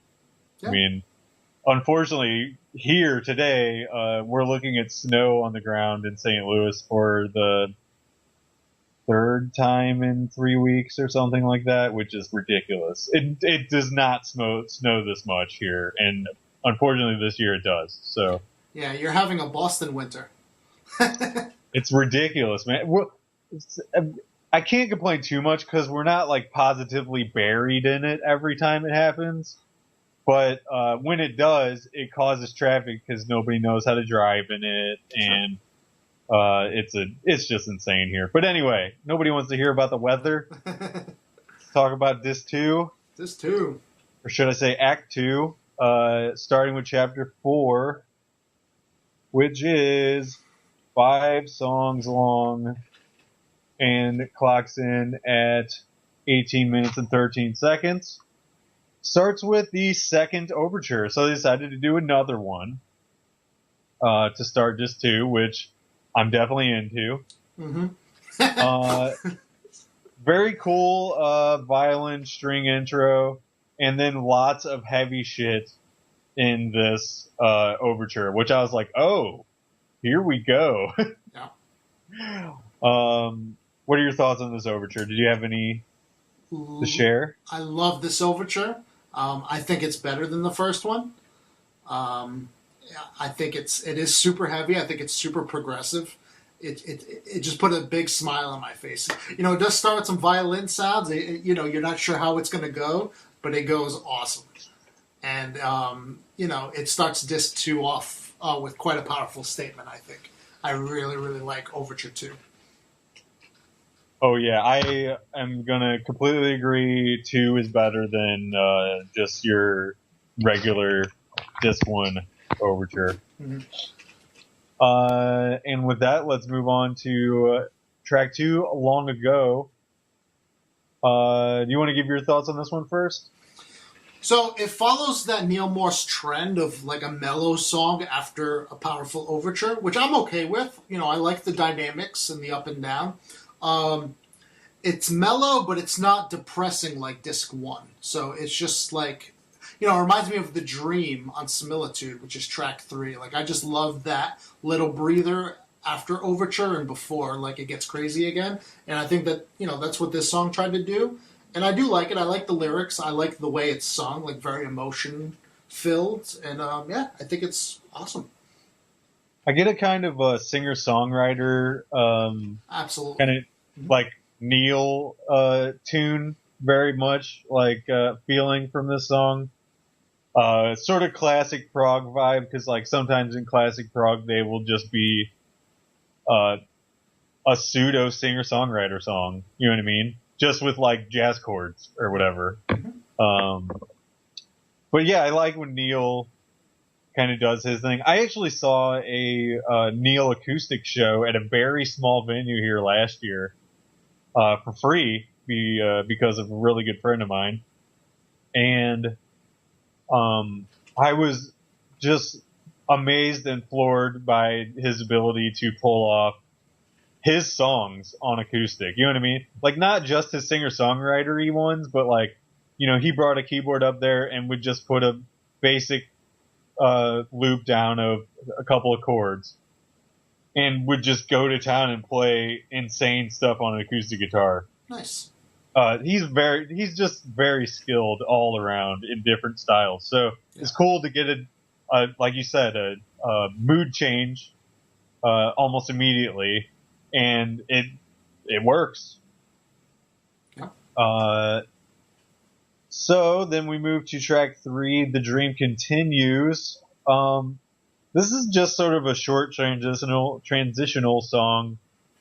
The sort of accordion key sound patch is kind of cool, but it's really just sort of like moving the story along a little bit. Yeah, it's definitely a bridge between two sections. Right. 100%. But it's, you know, at the same time, I do really like the vocals and the lyrics, and I think it's a big part of like the storytelling. So it's a good song. Absolutely, yeah. Yeah, we're not. I mean, I know that's like a big aspect of this we're leaving out, but I feel like we just have to let the conversation go where it's going to go. The lyrical content is like almost always the last thing that I really analyze. You know, I don't know. Again, and it depends on the record too. Like if lyrics really tug at my heartstrings, that's one thing. But I've just never really been a lyrics guy. I obviously I'm a drummer, but I like to focus more on the guitars and drums of anything. I know the lyrical content and the lyrics and the melodies of the lyrics of these guys are amazing, and I would never say they're not. It's just not the main thing I focus on. You know what I mean? No. But for the people that do, disc 2, from my understanding, I haven't read Pilgrim's Progress. I have like no interest in reading that book, honestly. But from my understanding, disc 2, the lyrics really take this in a direction that's not in the book. Okay. They really kind of free-willed the second half of this album. Yeah. So just something that some people might be interested in. So I wanted to throw that. Right. In. But I agree with you. I'm all about the guitar and drums and rocking out, and I really don't care too much about the vocals usually, unless it's Tool. For some reason, Tool, like I love the lyrical content in Tool songs, and it's one of the better aspects of the band, which is weird to say. Tool's lyrics are very intriguing. I find them to be pretty abstract a lot of times, and that makes you want to find out what they mean even more. Right, exactly. But maybe they don't. Maybe they don't even mean anything. You know what I'm saying? I don't know. When I dig deep enough, I usually find something. Oh no, totally. Like they're ripe for interpretation by the listener. Mm-hmm. But I just mean like because those guys, especially Maynard, is so veiled about it. It leads me to believe that there's less there than everybody wants there to be. If you know what I mean, like. I feel like people dig too much into that sometimes and don't just like let the lyrics be the experience as you're seeing them play live or listening to the record. You know? See, part of me thinks like maybe you're right, and then part of me knows things like how the syllables in the lyrics follow of like the song Lateralis follow like the Fibonacci sequence. And then that makes me think, like, okay, like obviously, a super amount of thought went into, the lyric writing. So I highly doubt that he didn't, he planned out the syllables of a lyrical phrase and didn't plan out the meaning of the music. Sure, and obviously, lyric placement was a key factor in that. You know what I mean? Like, this is going to go here, this is going to go here. It cannot deviate. So now I have to write lyrics that branch from that. Yeah. Now that's a whole different method of doing it. So that's actually kind of inspiring that he's able to accomplish something so well by doing that. Sure. Sure. And I don't want to turn this into Tool. I was just using them as an example of a band that, like, I really do love the lyrics. No. But it's rare, Yeah, and obviously feel free to bring up any kind of subject that you want to. This does not have to be only this. You know what I mean? Like it can branch out to wherever. So moving on to another one of my favorites of the entire 2 discs, Fighting with Destiny, which is not about hitting your wife. Just so everyone. Right. It's about fighting your ex-wife, who is also coincidentally named Destiny. Destiny, yeah. And she didn't hear the call, so that's why she's the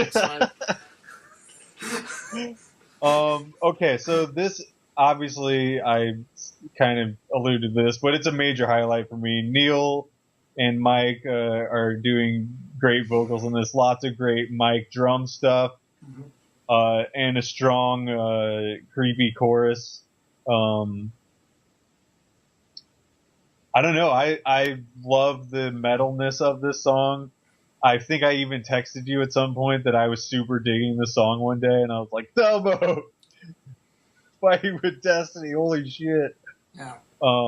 It's so good. It really is. I mean, like, if there is a song on this that can get you pumped, I feel like this is a chief offender of that. You know what I mean? Mm-hmm. Like if you were gonna put a playlist together of stuff to work out to or go on a run to or something like that, like I would definitely put this one on it. Yeah, it's got a really like perfect tempo, and it's like upbeat, and it like it's a really driving song. But I wouldn't say it's happy sounding, but it gets you pumped. Like it's just a great song. It's one of the best. Yeah, no, Mike is doing his devil vocals again on this one, so it's actually creepy in tone. Mm-hmm. But I do like how he's in the chorus he switches to halftime. It's the entire song is just so well put together, and I absolutely fucking love it. It's terrific songwriting. It really is. Yeah, and I don't have much more to say to it on it than that. Unless you have anything else, we can move on to the next one. No, I agree 100%. Okay, so we may end up disagreeing on this one. I don't know, but next one is Vanity Fair. Do you want to go first? Or you want me to? I can go first. Okay, go ahead. And I think that we will disagree. So, all right. Okay.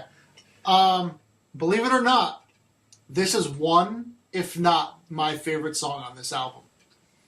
Well, you're a weirdo then. Yes, and let me of course break it down a little bit.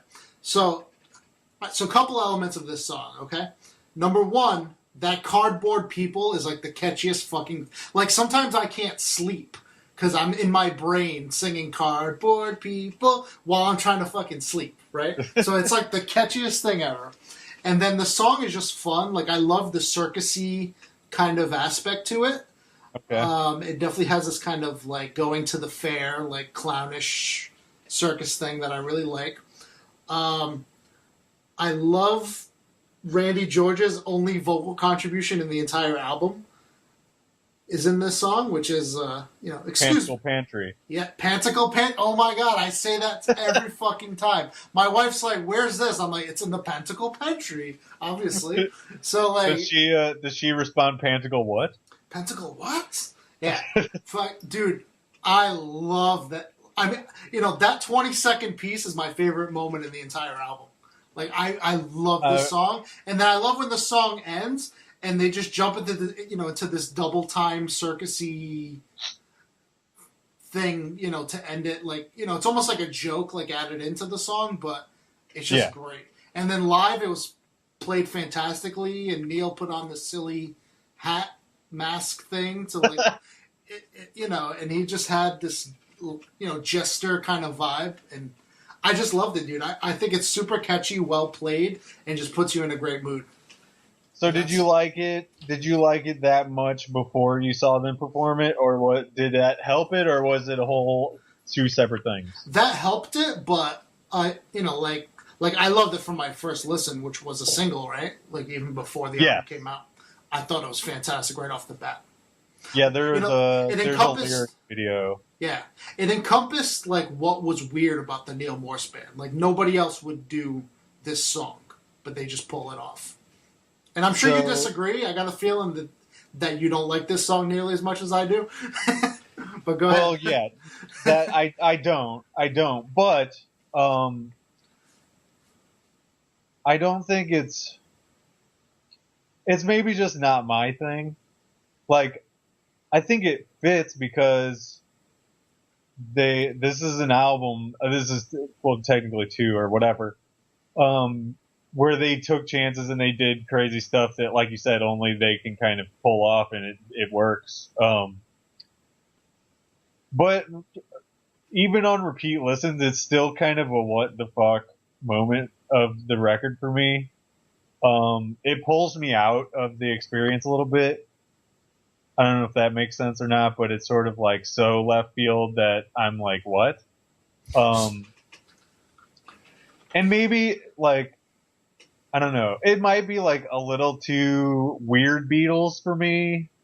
I feel like that Cardboard People thing is like a Sgt. Pepper, like tripping on acid kind of thing. Yes. And I definitely think that's sort of the feel they were going for. Yeah. Especially since at the end they do that goof thing where it's like, do-do-do-do-do-do. They like speed it up or whatever, like you said. Yep.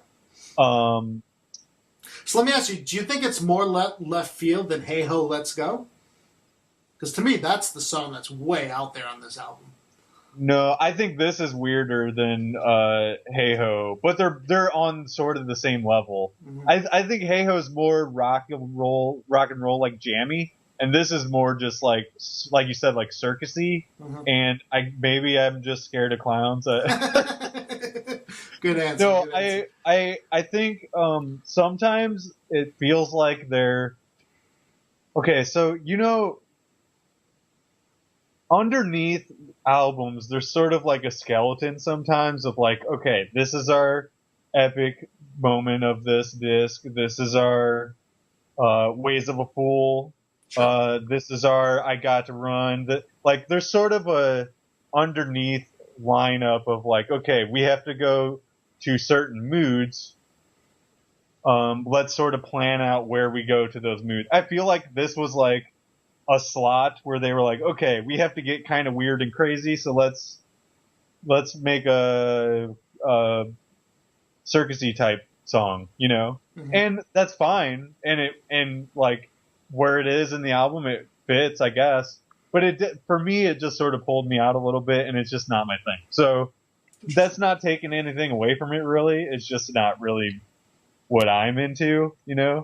Like when you compare this song to like Venture in Black, which is one of my favorites, or you compare this song to Fighting with Destiny, which is one of my favorites. They're clearly two different worlds of music. You know what I'm saying? Yeah. Tied together by this group of individuals who seem to pull off everything. But yeah, I don't know. It just I guess I'm not surprised that you like it. It's just a little too out there for me, and I could see why somebody would be like turned on by it or whatever. Like, and I'm hoping live, like I see what they're going for a little clearly, maybe. Yeah. And I did want to mention too, like I'm not really sure how this song fits into like the story of this album, but I think one of the things that really attracted to me to this song is that it's so different. Or no, hang on. I think one of the things that makes me really like this song is I think it's such a showing of what our society is like now. Like it really is a mirror to like our real world and how much like materialistic shit matters to everybody. And I think like that kind of helped my appreciation of this song is that whole, because I completely agree with that thought that all we do is spend money on useless shit and like like it's really about that at its core. And I think that was important to me. So maybe I like it for that reason. I think there's a couple moments on this album where they're putting the mirror up to you. Welcome to the World is one of those too. Mm-hmm. You kind of pick that up from the video as well. All the cool electronic things. It's like, and then actually in the vocals they reference the political situation a little bit. And on the making of, they do they have Prague Trump, which is a funny sort of a King Crimson joke. But anyway, we spent quite a while on this one. Let's move on, shall we? Yes. I should say the transition from chapter 4 to chapter 5 is a little like not smooth for me either. Into Welcome to the World 2. It's just sort of like the goofy thing at the end, and then you know what I'm saying? Like it's well, live. I want to mention this is another part in the album where they stop and talk to the crowd a little bit, and then jump into the heavy part. Okay, so I agree with you. Yeah, I think that's a good move by them, mm-hmm. Because that's one of the transitions where I was like, huh, you know what I mean? I guess the heavy comes on a little too quick after the goofy. Yeah, I do like the slide on the guitar into it though.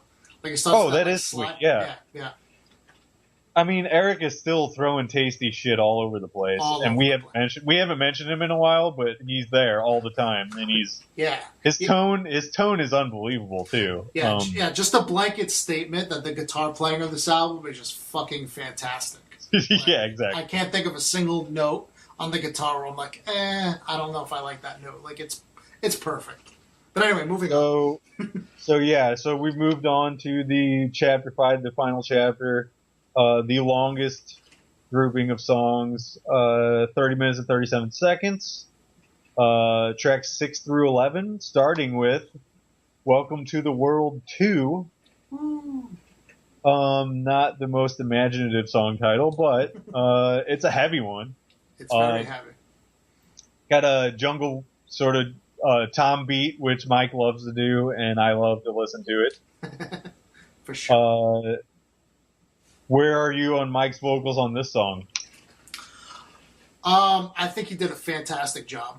He sounds awesome. Do I like Welcome to the World 2 more than number 1? No. I think number 1 I don't either. Number 1 is slightly better. But this is just a great song. It's super heavy. I like that he sings it. This is kind of his moment to shine. And he does a good job with his devil voices.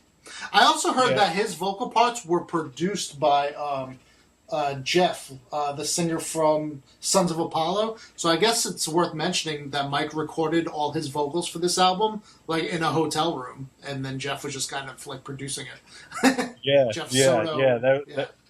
It's totally like feasible to do that stuff in hotel rooms now through the beauty of the internet and computers. Yeah.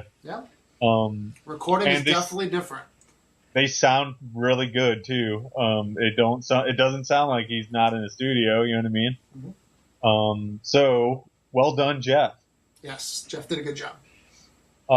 So there's a huge build of heaviness in this song. That's always a great thing. And then there's a great acoustic outro. So very interesting sort of song, but that's a thing that happens a couple of times in this album of the 2 discs. Is like you'll have a big section of the song that is the song proper, and then in order to transition to the next song, they kind of will give you an acoustic outro, or they'll give you a taste of whatever the first chord is of the next song or something like that. So that's what they did in this one. And it makes it so proggy, doesn't it? Like that's part of totally. That's part of prog is mixing those elements. But it also works in a transitional sense, absolutely. Yeah, one of my main, and I've mentioned it a lot, so I should probably say this, is that one of my main concerns was, is it going to flow as well as Similitude did?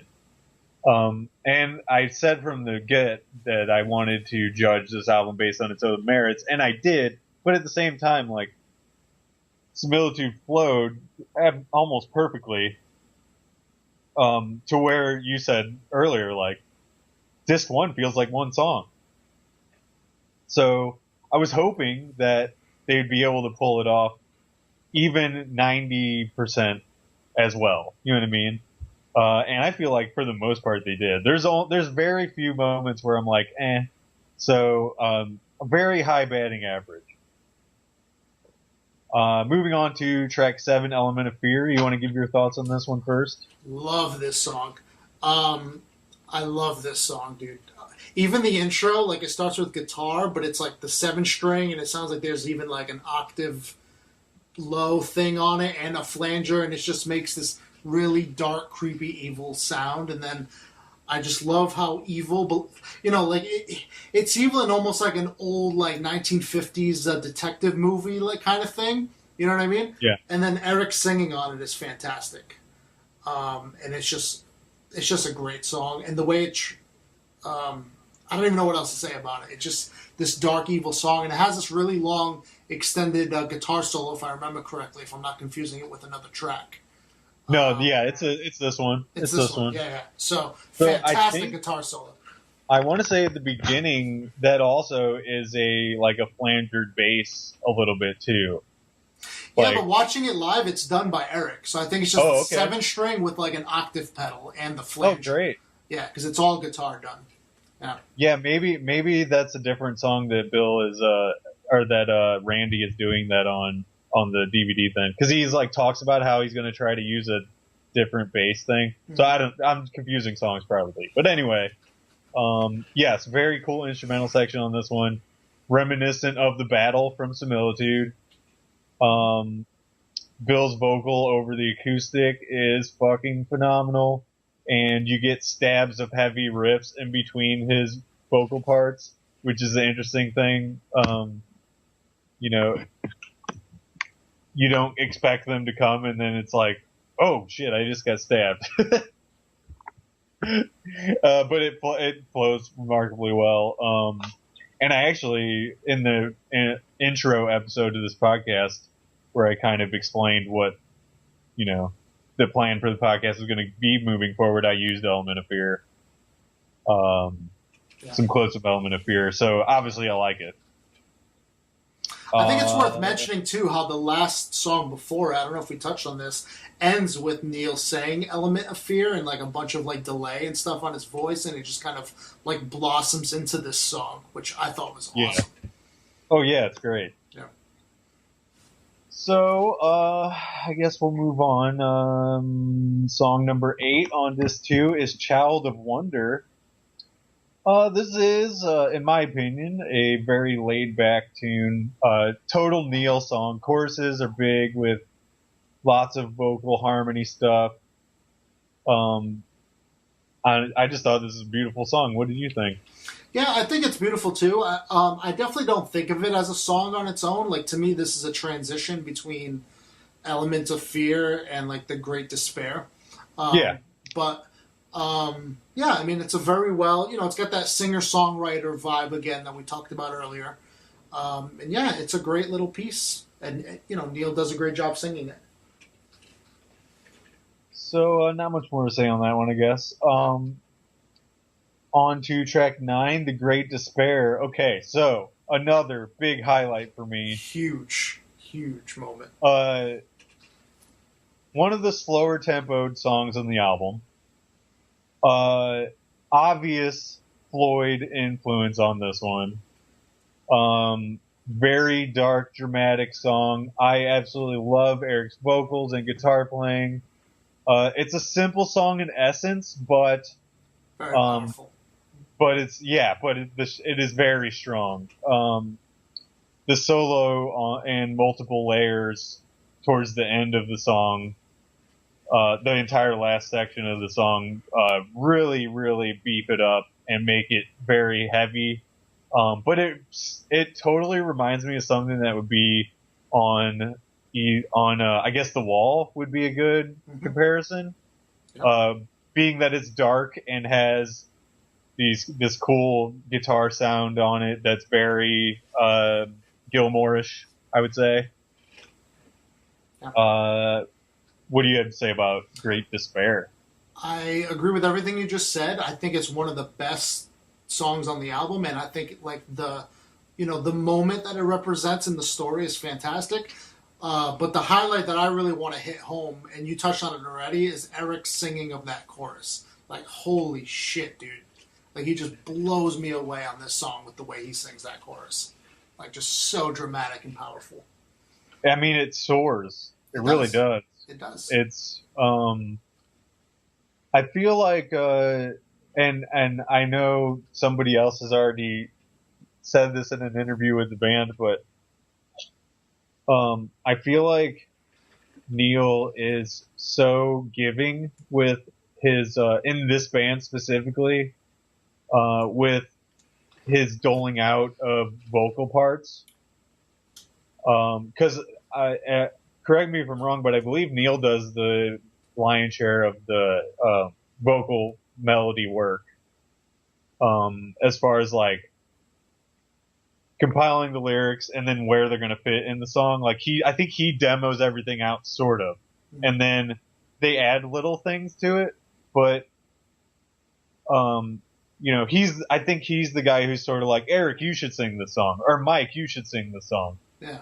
Because their voice fits the best in with the music. You know what I'm saying? Yeah. So they all have a job, right? Like if the note of the vocal is going to go really low, then that's probably going to be a Mike Portnoy vocal. Yeah. And if it's going to be super high, that's probably going to be an Eric vocal. And if it's still really high, but you need a little more age in the voice, then you're going to go with Bill. You know what I mean? And then Neal kind of fills up that middle. Like, Neal doesn't have a big range. He basically sings at the tone that he speaks, but it's beautiful. You know what I mean? Yeah, totally. Like, yeah.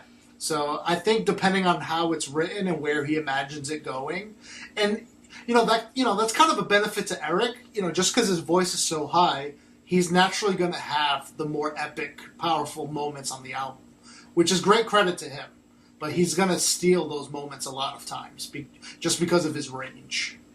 Yeah, when they're doing the ballads or the big epic tunes like this, yeah, he's he's going to be the one that's the pinch hitter, right? Yeah, exactly. Which totally makes sense because he's got a fucking epic voice. He's so good at it. But it makes sense even for him as a musician and someone new to the scene because he's growing so popular so quickly because all these moments are just incredible. And he gets to steal the show on those parts.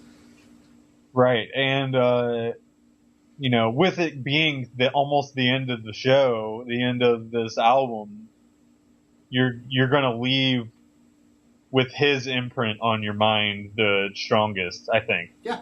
And I think that sticks with people big time, He basically sings the majority of the last quarter of the album, right? He sings The Great Despair, and then obviously sings the outro. So, right. But we'll get to that. But so, I totally dig this tune, and I would suggest anybody who I know who's into Floyd even a little bit to check out this tune. So that's what I was sort of saying before is like I feel like there is accessible stuff on here. For sure. It's not so out there. Like, of course you have your proggy sections and some of the overtures and, they're kind of just spread throughout. But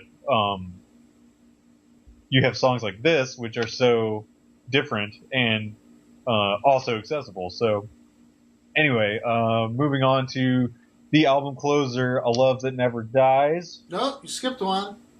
Oh yeah, I did. You're right. Freedom Calling. Shit. Ooh. And how could I skip this one? Because it's fucking great. How could you? Is right. To me, this song's the climax of the album. Yeah, so go give your thoughts on this one real quick. Fucking amazing, okay? It starts off with a great segue from Great Despair, still kind of has the vibe, except it's Neal singing now, but it even has a lot of the lyrical sharing of the Great Despair. And that's all good, it sounds amazing, but who gives a fuck about that? The key to this song is with the instrumental section.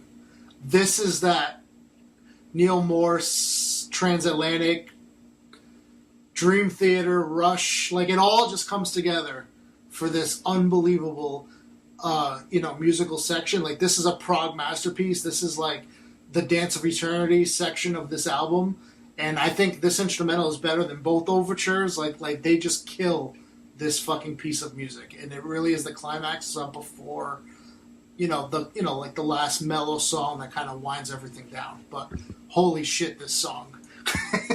Yeah, it's crazy. So in this song, they're definitely like collecting themes, almost better than they have throughout before this. It feels like they saved this specific collection for later to, like you said, climax it. Smart. Yep. Very driving, heavy tune. Also, unisons on this are next level shit. Of course, I can't not mention the drum breaks in the song. There's a couple, and they punch you in the face. They're that good, Yeah. His drums, I don't even know why I haven't mentioned this, but the drum production or the sound of the drums on this album are fucking top notch, dude. And I don't even know, like maybe in some of the sections where it's just him doing a drum break, like a small fill or something like that, they might even boost his drums in those moments, but they're very strong in this song. Yeah. Let's see. Yeah, I think it's very well put together. The ending with Bill's vocal like lifts you up as well. Very happy sort of thing at the end. Mm-hmm. And I got nothing but good things to say about Freedom Calling. I really think this is that climax moment. Like, this is where, like, the action ends. Yeah. You know? Just crazy fucking... Yeah, and then we move on to the album closer, which is A Love That Never Dies, and that's sort of like the epilogue. The resolution of the story, if you will. It's a total epic. I think Neal sort of sums up the experience of the record very well on this one. He starts low and brings you up high, and I feel like this is a song that makes everybody cry at the end of the show. And I definitely expect to see plenty of older grown men crying in the audience, because that did happen last time I saw them. Including my friend Nate, who's going to go again. But yeah, the background choir really boosts and helps this one at the end. And if this song doesn't hit you, I don't know. I got nothing for you. You know what I'm saying? Like, this is one of those songs that sort of, it feels like everybody should. I am a big prog fan. I know that I'm more apt to like stuff like this, but I feel like you can't listen to something that's this well written, this epic sounding, and not like it. Now, obviously people have different musical tastes, but some stuff is beyond that. So I feel like a lot of stuff we've talked about today is beyond that. It's like, it's not about, well, it's just good prog. It's not about being in a niche. It's about it being good music. And that's why I wanted to talk about this album in the first place, is like, this is not just an album to me. This is an experience that I felt justified talking about it for, we're going over 2 hours now. You know what I'm saying? 100%. So, give me your thoughts on this one. So, to me, Freedom Calling in this song is almost like, you know, that ending of every action movie where, like, Freedom Calling was like beating the bad guy, and then this song is like kissing the girl at the end. You know what I'm saying? Yeah. So, yeah. You know, that's the way I see it. And I'm super happy that you're doing this podcast and really dedicating it to albums that mean things to people. And I really love that this is the first episode of that, because this album, I couldn't agree with you anymore. Like, it is an experience. Like this and Similitude, if you had enough free time to listen to both of those albums together in a row, I mean, that is the Godfather. You know what I mean? Like that's just like an unbelievable experience. That's life changing. Like, and I'm not religious either. You know, I fall in that category with you, but I definitely feel, you know, like the fucking power of Christ, like, compelling me when I listen to this, because it is just a beautiful ending to a beautiful album and a beautiful story. Yeah, I think something about seeing them play this very strong music live, it really, like, it kind of grabs you. You know, like I said earlier, I have had very, very emotional experiences listening to this music. You know, when I had this song on last night, I got freaking goosebumps again. I haven't listened to this album and not gotten goosebumps at least once. You know what I'm saying? Yeah. And I believe that's going to continue to happen probably forever, because it's that good. Now, you know, we obviously, like I said, we're more apt to like this stuff, but I hope that our deep dive has inspired people to go and listen. And if they haven't listened before we spent this long talking about it, like, what are you doing? Maybe stop it way before this and go and check out the record. But I think all in all, I think I can say that you absolutely loved it and I absolutely loved it. Am I wrong in saying that? No, you're absolutely right. And I just think the fact that I didn't necessarily love everything about it first listen, and then it grew on me and became this huge emotional experience for me, like, over the long run. Like, I know this album will stick with me for a long time. You know what I mean? So yeah. That makes it even better that it wasn't just, like, awesome right off the bat. Like, I love that I grew into this. Like, I wasn't ready for it. You know what I mean? Yeah, right.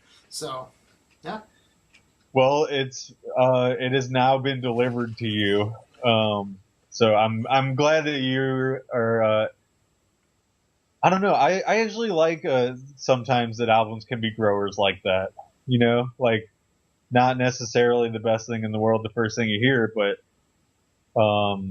you know, other albums like that are like Faith No More's Angel Dust. To me, like I did not get that album the first time I heard it, but once I listened to it over and over, I'm like, yes, no, everyone is right. This is amazing. Right. Yeah. So before we get too far removed from the album, let's talk about the live show a little bit. I do have a bunch of questions that I wrote down I want to ask you. So sure. We'll kind of use these as jumping off points, okay? And you feel free to go wherever you want. But okay. So how soon after the show was announced for Florida did you buy tickets? Not soon at all. If I remember correctly, I bought tickets the day before the show. No, I'm sorry. Great. I'm sorry. I bought tickets the week before the show. I knew I was going for a week. I saw photos from your social media. Mm-hmm. You were pretty close. Yeah, okay, so I never been to this place before. One thing I loved when I went to buy tickets is it was general admission. So there was no seats, which I thought was fantastic, right? Yeah, that's great. But now, you know, as far as the closeness, so I get in there. I've never been to this place before. It's called the Abbey in downtown Orlando. And I've played at bigger places than this. Like, it was a tiny, tiny club. There was not one bad seat in the house. You could have been in the back of the room and felt like Neal was sweating on you. Like, wow. It was awesome. It was maybe a couple of hundred people jam-packed in there, but everyone was, you know, there was no, like, stupid little kids, really. It was grown-ups, and no one was punching each other or starting fist fights. Like, it was terrific. And surprisingly for the Abbey, the sound quality was unbelievable, which really helped. Like, it's like they sound as good as they do on record live. I think a lot of people have said that about the Neal Morse Band, but the sound quality was like, it was the perfect volume. Your ears were never bleeding, but it was loud enough to keep you engaged. And, you know, it just sounded terrific. Like, it was an excellent experience. That's great. I've had very similar comments about how well the mix is and everything like that for them live. I think they really nail it.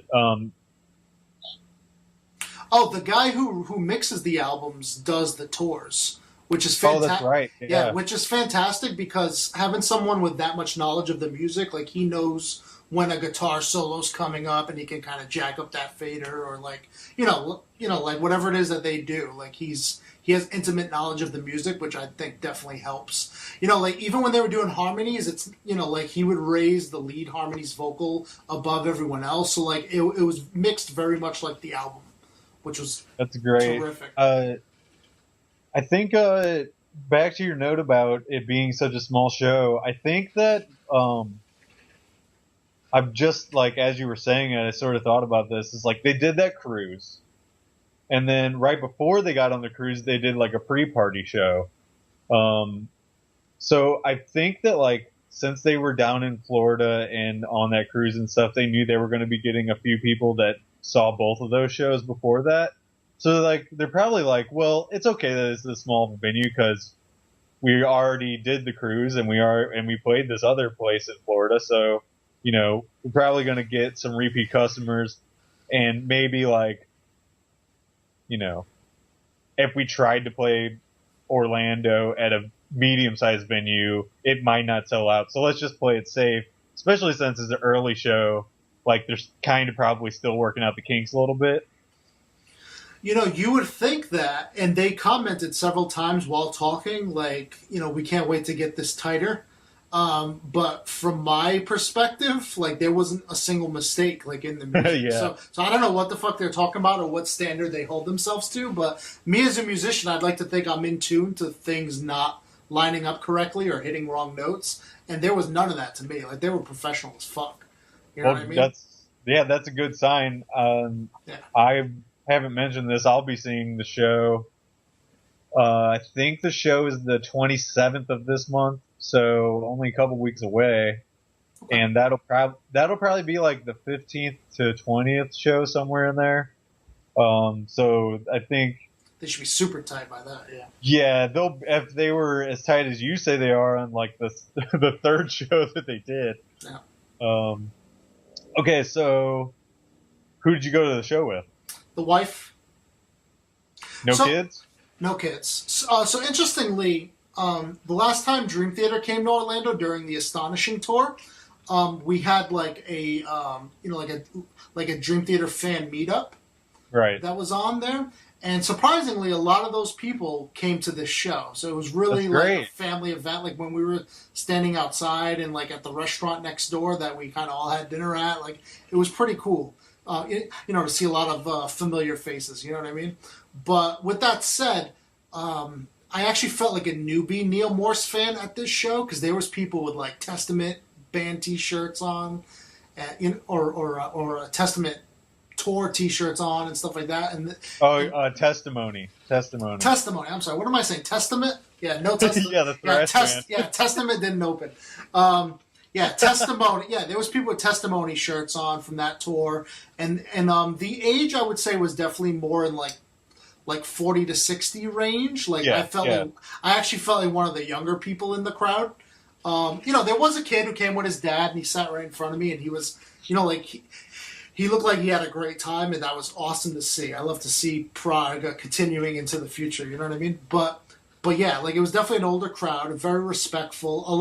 Some people, even though the album was only like a week and a half old at that point, like knew every word to the entire album and sang along. And I was impressed because I don't know it that well yet. Right. So I was impressed. But no, it was a great experience. Even my wife, who, I mean, she's into prog now, but she's into prog because of me, like if I'm being honest, right? So she walked out and was like, that was one of the best shows I've ever been to in my life. And I agree. So she's converted. Well, she was converted before, I've taken her to Dream Theater shows and all kinds of stuff, but we both left that like we just experienced something like magical. So I can't wait to hear your thoughts when you go, because I mean it's just awesome. It really, really is. Yeah, I think I'm gonna end up. I'm gonna try to put together a podcast that's just about the show that we go to with hopefully some of the people that I go with. Potentially right now, my buddy Brian, who went to a bunch of Dream Theater shows with me back in the day, and actually went to the Score show in New York City with me. He's potentially going to go, and my girlfriend Lindsay is going to go with me for sure. And then my buddy Nate, who I got into the Similitude show for free a couple of years ago, he's taking his son and girlfriend now. And his son is like 5, 6, something like that. So very young, you know what I mean? But one of his favorite bands is Dream Theater. Nate is a very good parent in that way. See, I would love to do that, but my kids are super bitchy about loud noise. Like even when I'm playing guitar at home, they're like, "Daddy, turn it down." So I know they're not ready for the show, even if they would like the music, because they're, we're always rocking Dream Theater and Neal Morse and all kinds of other stuff in the car. So they're into it, but they get bored very quickly and distracted, and then they're just going to distract me. So I'm not quite ready to take them to that. No, for me, like I don't have any kids, but the rock show is not the place. I got to get in the zone, and if you are having to split your attention between the kid and the show, it takes away from everything. So 100%. Okay, so you guys road trip there, right? How far away is it? Orlando's actually not that far. Like if you should be able to get there in like an hour and a half. But traffic between Tampa and Orlando is always a fucking nightmare on the weekend. So it took like 3 or 4 hours. Damn. But it was cool. Like we played the album on the way there. We chatted. I was actually gonna ask what kind of tunes did you play. So you actually listened to the album before you saw the album? Yeah, because see, like we went on the drive together when I first got the album and listened to it, and then I listened to it several times. Like it's basically been on nonstop in my car whenever I'm in the car, so I got a lot of listens in. But she never got to listen to it again since that first listen, so it was a good refresher for her. That was her second time listening. Yeah, that's awesome. Yeah, it was a good time. Yeah, I do like road trips to shows because it's like a bonding experience, you know.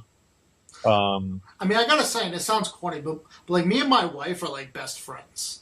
You know what I mean? So it's Yeah, literally like if me and you were driving to a show, we're chatting about music and bullshitting the whole time. Like yeah, that's the same experience I have with her. Like we're at that level. So yeah, um, yeah. I have like I've only been to a few shows with Lindsay, but it's very much the same thing. You know, I'm blasting something in between songs. We'll talk about the song or about related bands or whatever. mhm.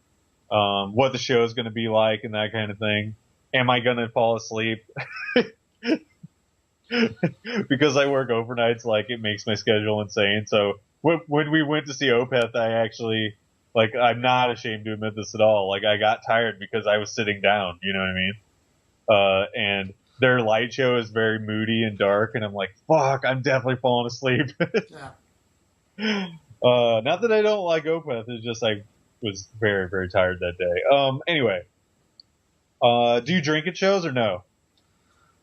Not really. I mean, I'll have a beer maybe at the beginning, and then like an intermission, maybe another beer, but that's the extent of it. One, drinks are outrageously priced, and two, Yeah. I'm gonna have to drive back 2 hours, and I don't want to run into any problems or anything like that. So, I'm more of a drink at home kind of guy. I don't generally Me too. drink in public. Yeah, me too. So we sort of touched this a little bit already, but like, what was the feel? What was the sort of buzz in the room before the band went on? Was there any like Oh, chat of stuff? I'm glad you brought that up because that's something I wanted to talk about and totally forgot. So this Okay. show was very unique in that regard, where it felt like you just walked into like Thanksgiving dinner at your family's house. Like Yeah. like everyone's chatting, shaking hands. I sat near this dude like in a wheelchair that I could see in like the normal world have like nothing in common with. He was like a 70-year-old dude, and he was like in his little. It wasn't a wheelchair. I shouldn't say that. It was like a little scooter, and he like scooted his ass into the venue. You know what I'm saying? But like we talked about like Neal Morse, and he was telling me about all the shows you've seen, like in the Spock's Beard days and all kinds. Like it was awesome. Oh wow. Yeah, so it was, and everyone was chatting like that. People were like introducing themselves and taking pictures together, and it just, I mean, what a weird experience for a show. Like, you know, like everyone just getting along great. And I think a lot of that's the age of the group. We're past the macho 20-year-old bullshit and younger, and it's just people really there because they love Neal Morse Band and they just want to have a good time. I think a lot of those dudes were, like I said earlier, like overrun from the cruise. I want to say like they would. It could be. I didn't personally hear anyone talking about being on the cruise, but I mean, I'm sure there was people there. Yeah. So. I think, yeah, like you said, like 40 to 60-year-old is sort of the median age of the crowd. Even here in St. Louis, that was the same deal. They're old heads who like prog. You know what I'm saying? And Neal brings it hard. So you know, like it's people that grew up on Pink Floyd and Yes and Genesis, and right. and you know, the Neal Morse Band is literally the updated version of those bands. Like you combine those three bands and move it to 2019, and this is what it is. Like Yeah, add a dash of metal via Mike Portnoy, right. and yeah, it's definitely prog revival. So it's sort of like an offshoot of the classic Yes stuff, you know, and I feel like prog fans are pretty open minded. So so we're not really going to get into the encore because I want to keep that for myself. Sure. But I think I already had it spoiled, but we're not even going to talk about it because I don't want to confirm or deny. You know what I mean? Yeah. No, that's fine.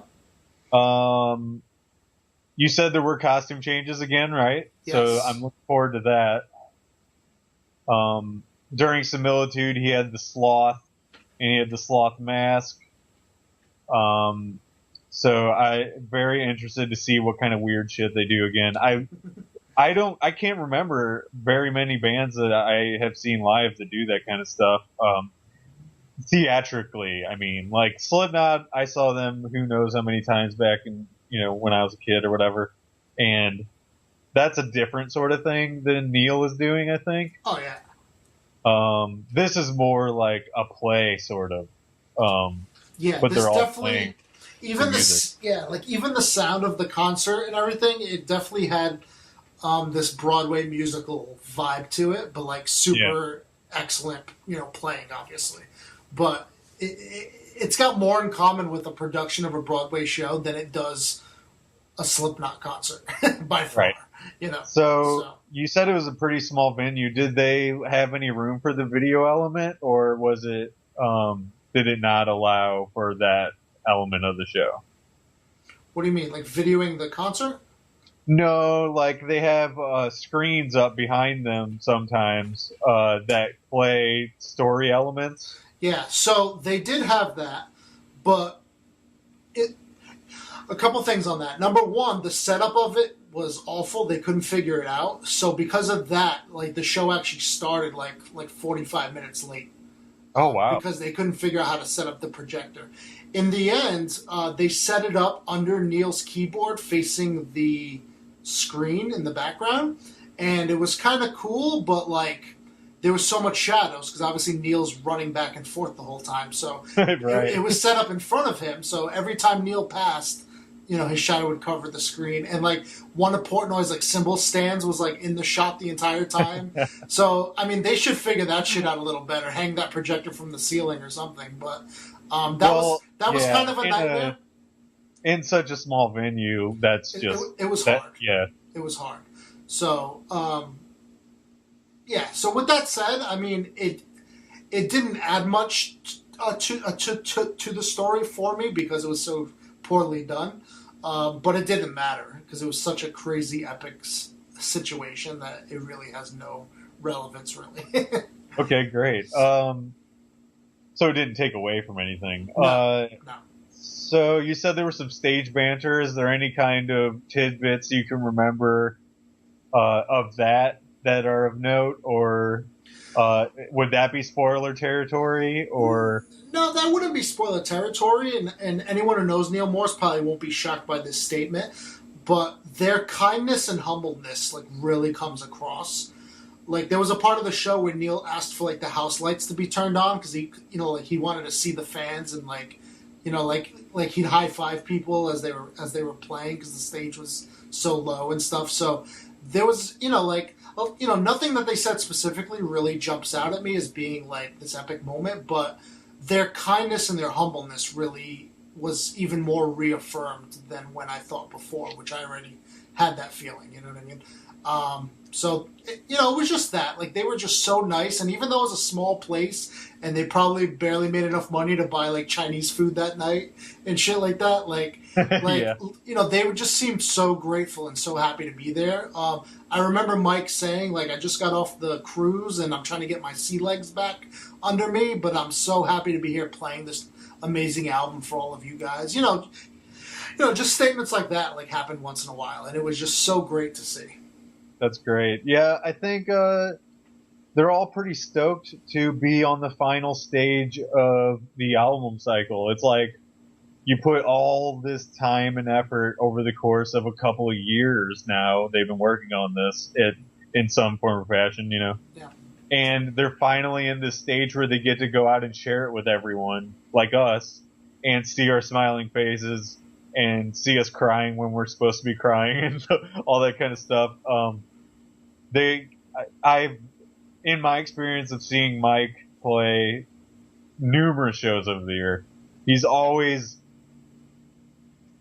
top form and usually gets on a mic at some point and expresses his love for us, and you gotta love that, and it spreads throughout the crowd and everybody shares in that feeling of warmth, everybody together feeling the same thing. There's really nothing better than experiencing music like that. Yeah, 100%. And I really feel like that's a good note to end on, man. Sure. Don't you think? Yeah, I wish you lots of success in your new podcast. I think the idea of it and the format that you're going for is going to be fucking awesome. I'm happy to be part of it, and This is, I don't know. I just hope that your podcast gets people who normally wouldn't listen to something to give it a chance. And I think if you do that, then you're accomplishing something like amazing. So I look forward to seeing how it goes. Hell yeah, man. I'm going to do my best to turn people on to new music. Oh, shit. I almost forgot a segment that I thought of last night. I'll participate in the segment, and if you can think of something in the time I give you, I know I'm putting you on the spot, but here we go. Okay. This is a segment that I want to use to close the show sometimes, and it is a segment that is going to pull in other music that sort of relates to the thing that we've been talking about. So, again, we talked about Neal Morse Band, The Great Adventure, for this whole episode. I want to mention an album that sort of is in the same vein, at least like feeling wise to me. I know that the music is not quite the same, but like it has shared elements, and I think like if you like this thing, you might like this thing. So, what I wanted to tell you and the listeners is to check out the Who's Next. I feel like Who's Next has a varied array of songs like The Great Adventure does. It has epic songs, it has radio songs, it has acoustic songs, it has songs with vocal melodies, vocal harmonies, and talent like you wouldn't freaking believe. So I just wanted to mention the Who's Next as an alternative record for you to check out that sort of relates. Now, I know I'm putting you on the spot, but can you think of any record that sort of relates to Neal Morse Band Great Adventure that you would want people to try and check out? Yeah, I mean, it might be kind of obvious, but I think if you like Neal Morse at all, then you would probably love Pink Floyd's The Wall. Okay, that's a good one. And, simultaneously, since obviously more people know about Pink Floyd than Neal Morse, if you love The Wall or Dark Side of the Moon or any of those other kind of like really conceptual albums and vibe that Pink Floyd puts out, you have to give this a shot. It's literally like a 40-year later updated version of that. Like, yeah. You know what I mean? Like, it's just... I can't imagine someone liking The Wall and not liking, Similitude in this album. Like, they're at that level. Well, that's a great pick. I feel like we have really nailed this surprise segment. I'm surprised if you went with The Who, I'm surprised you didn't go with either Tommy or Quadrophenia, because I feel like that's more in the vein of Neal Morse than Who's Next. Yeah, I guess dramatically, yes, but I feel like the Who's Next has more songs that would hook people. Fresh statement. Yeah, so that's why I went with that one. But anyway, Thelma Rigo, thank you for being on the show. Certainly would love to have you back again someday. And obviously, I know you're a subscriber to the iTunes, but I'm going to mention it for everybody who's listening. Go and subscribe. Check us out at ritualdiscflip.com. And stay tuned. Keep an eye on your feed for episodes to come in the near future, because I'll be going to shows like a motherfucker real soon.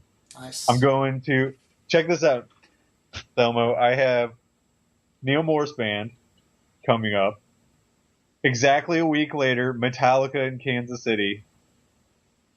And then later that month, Dream Theater in Chicago. Damn, you gotta go to Chicago for it? I do, but Holy shit.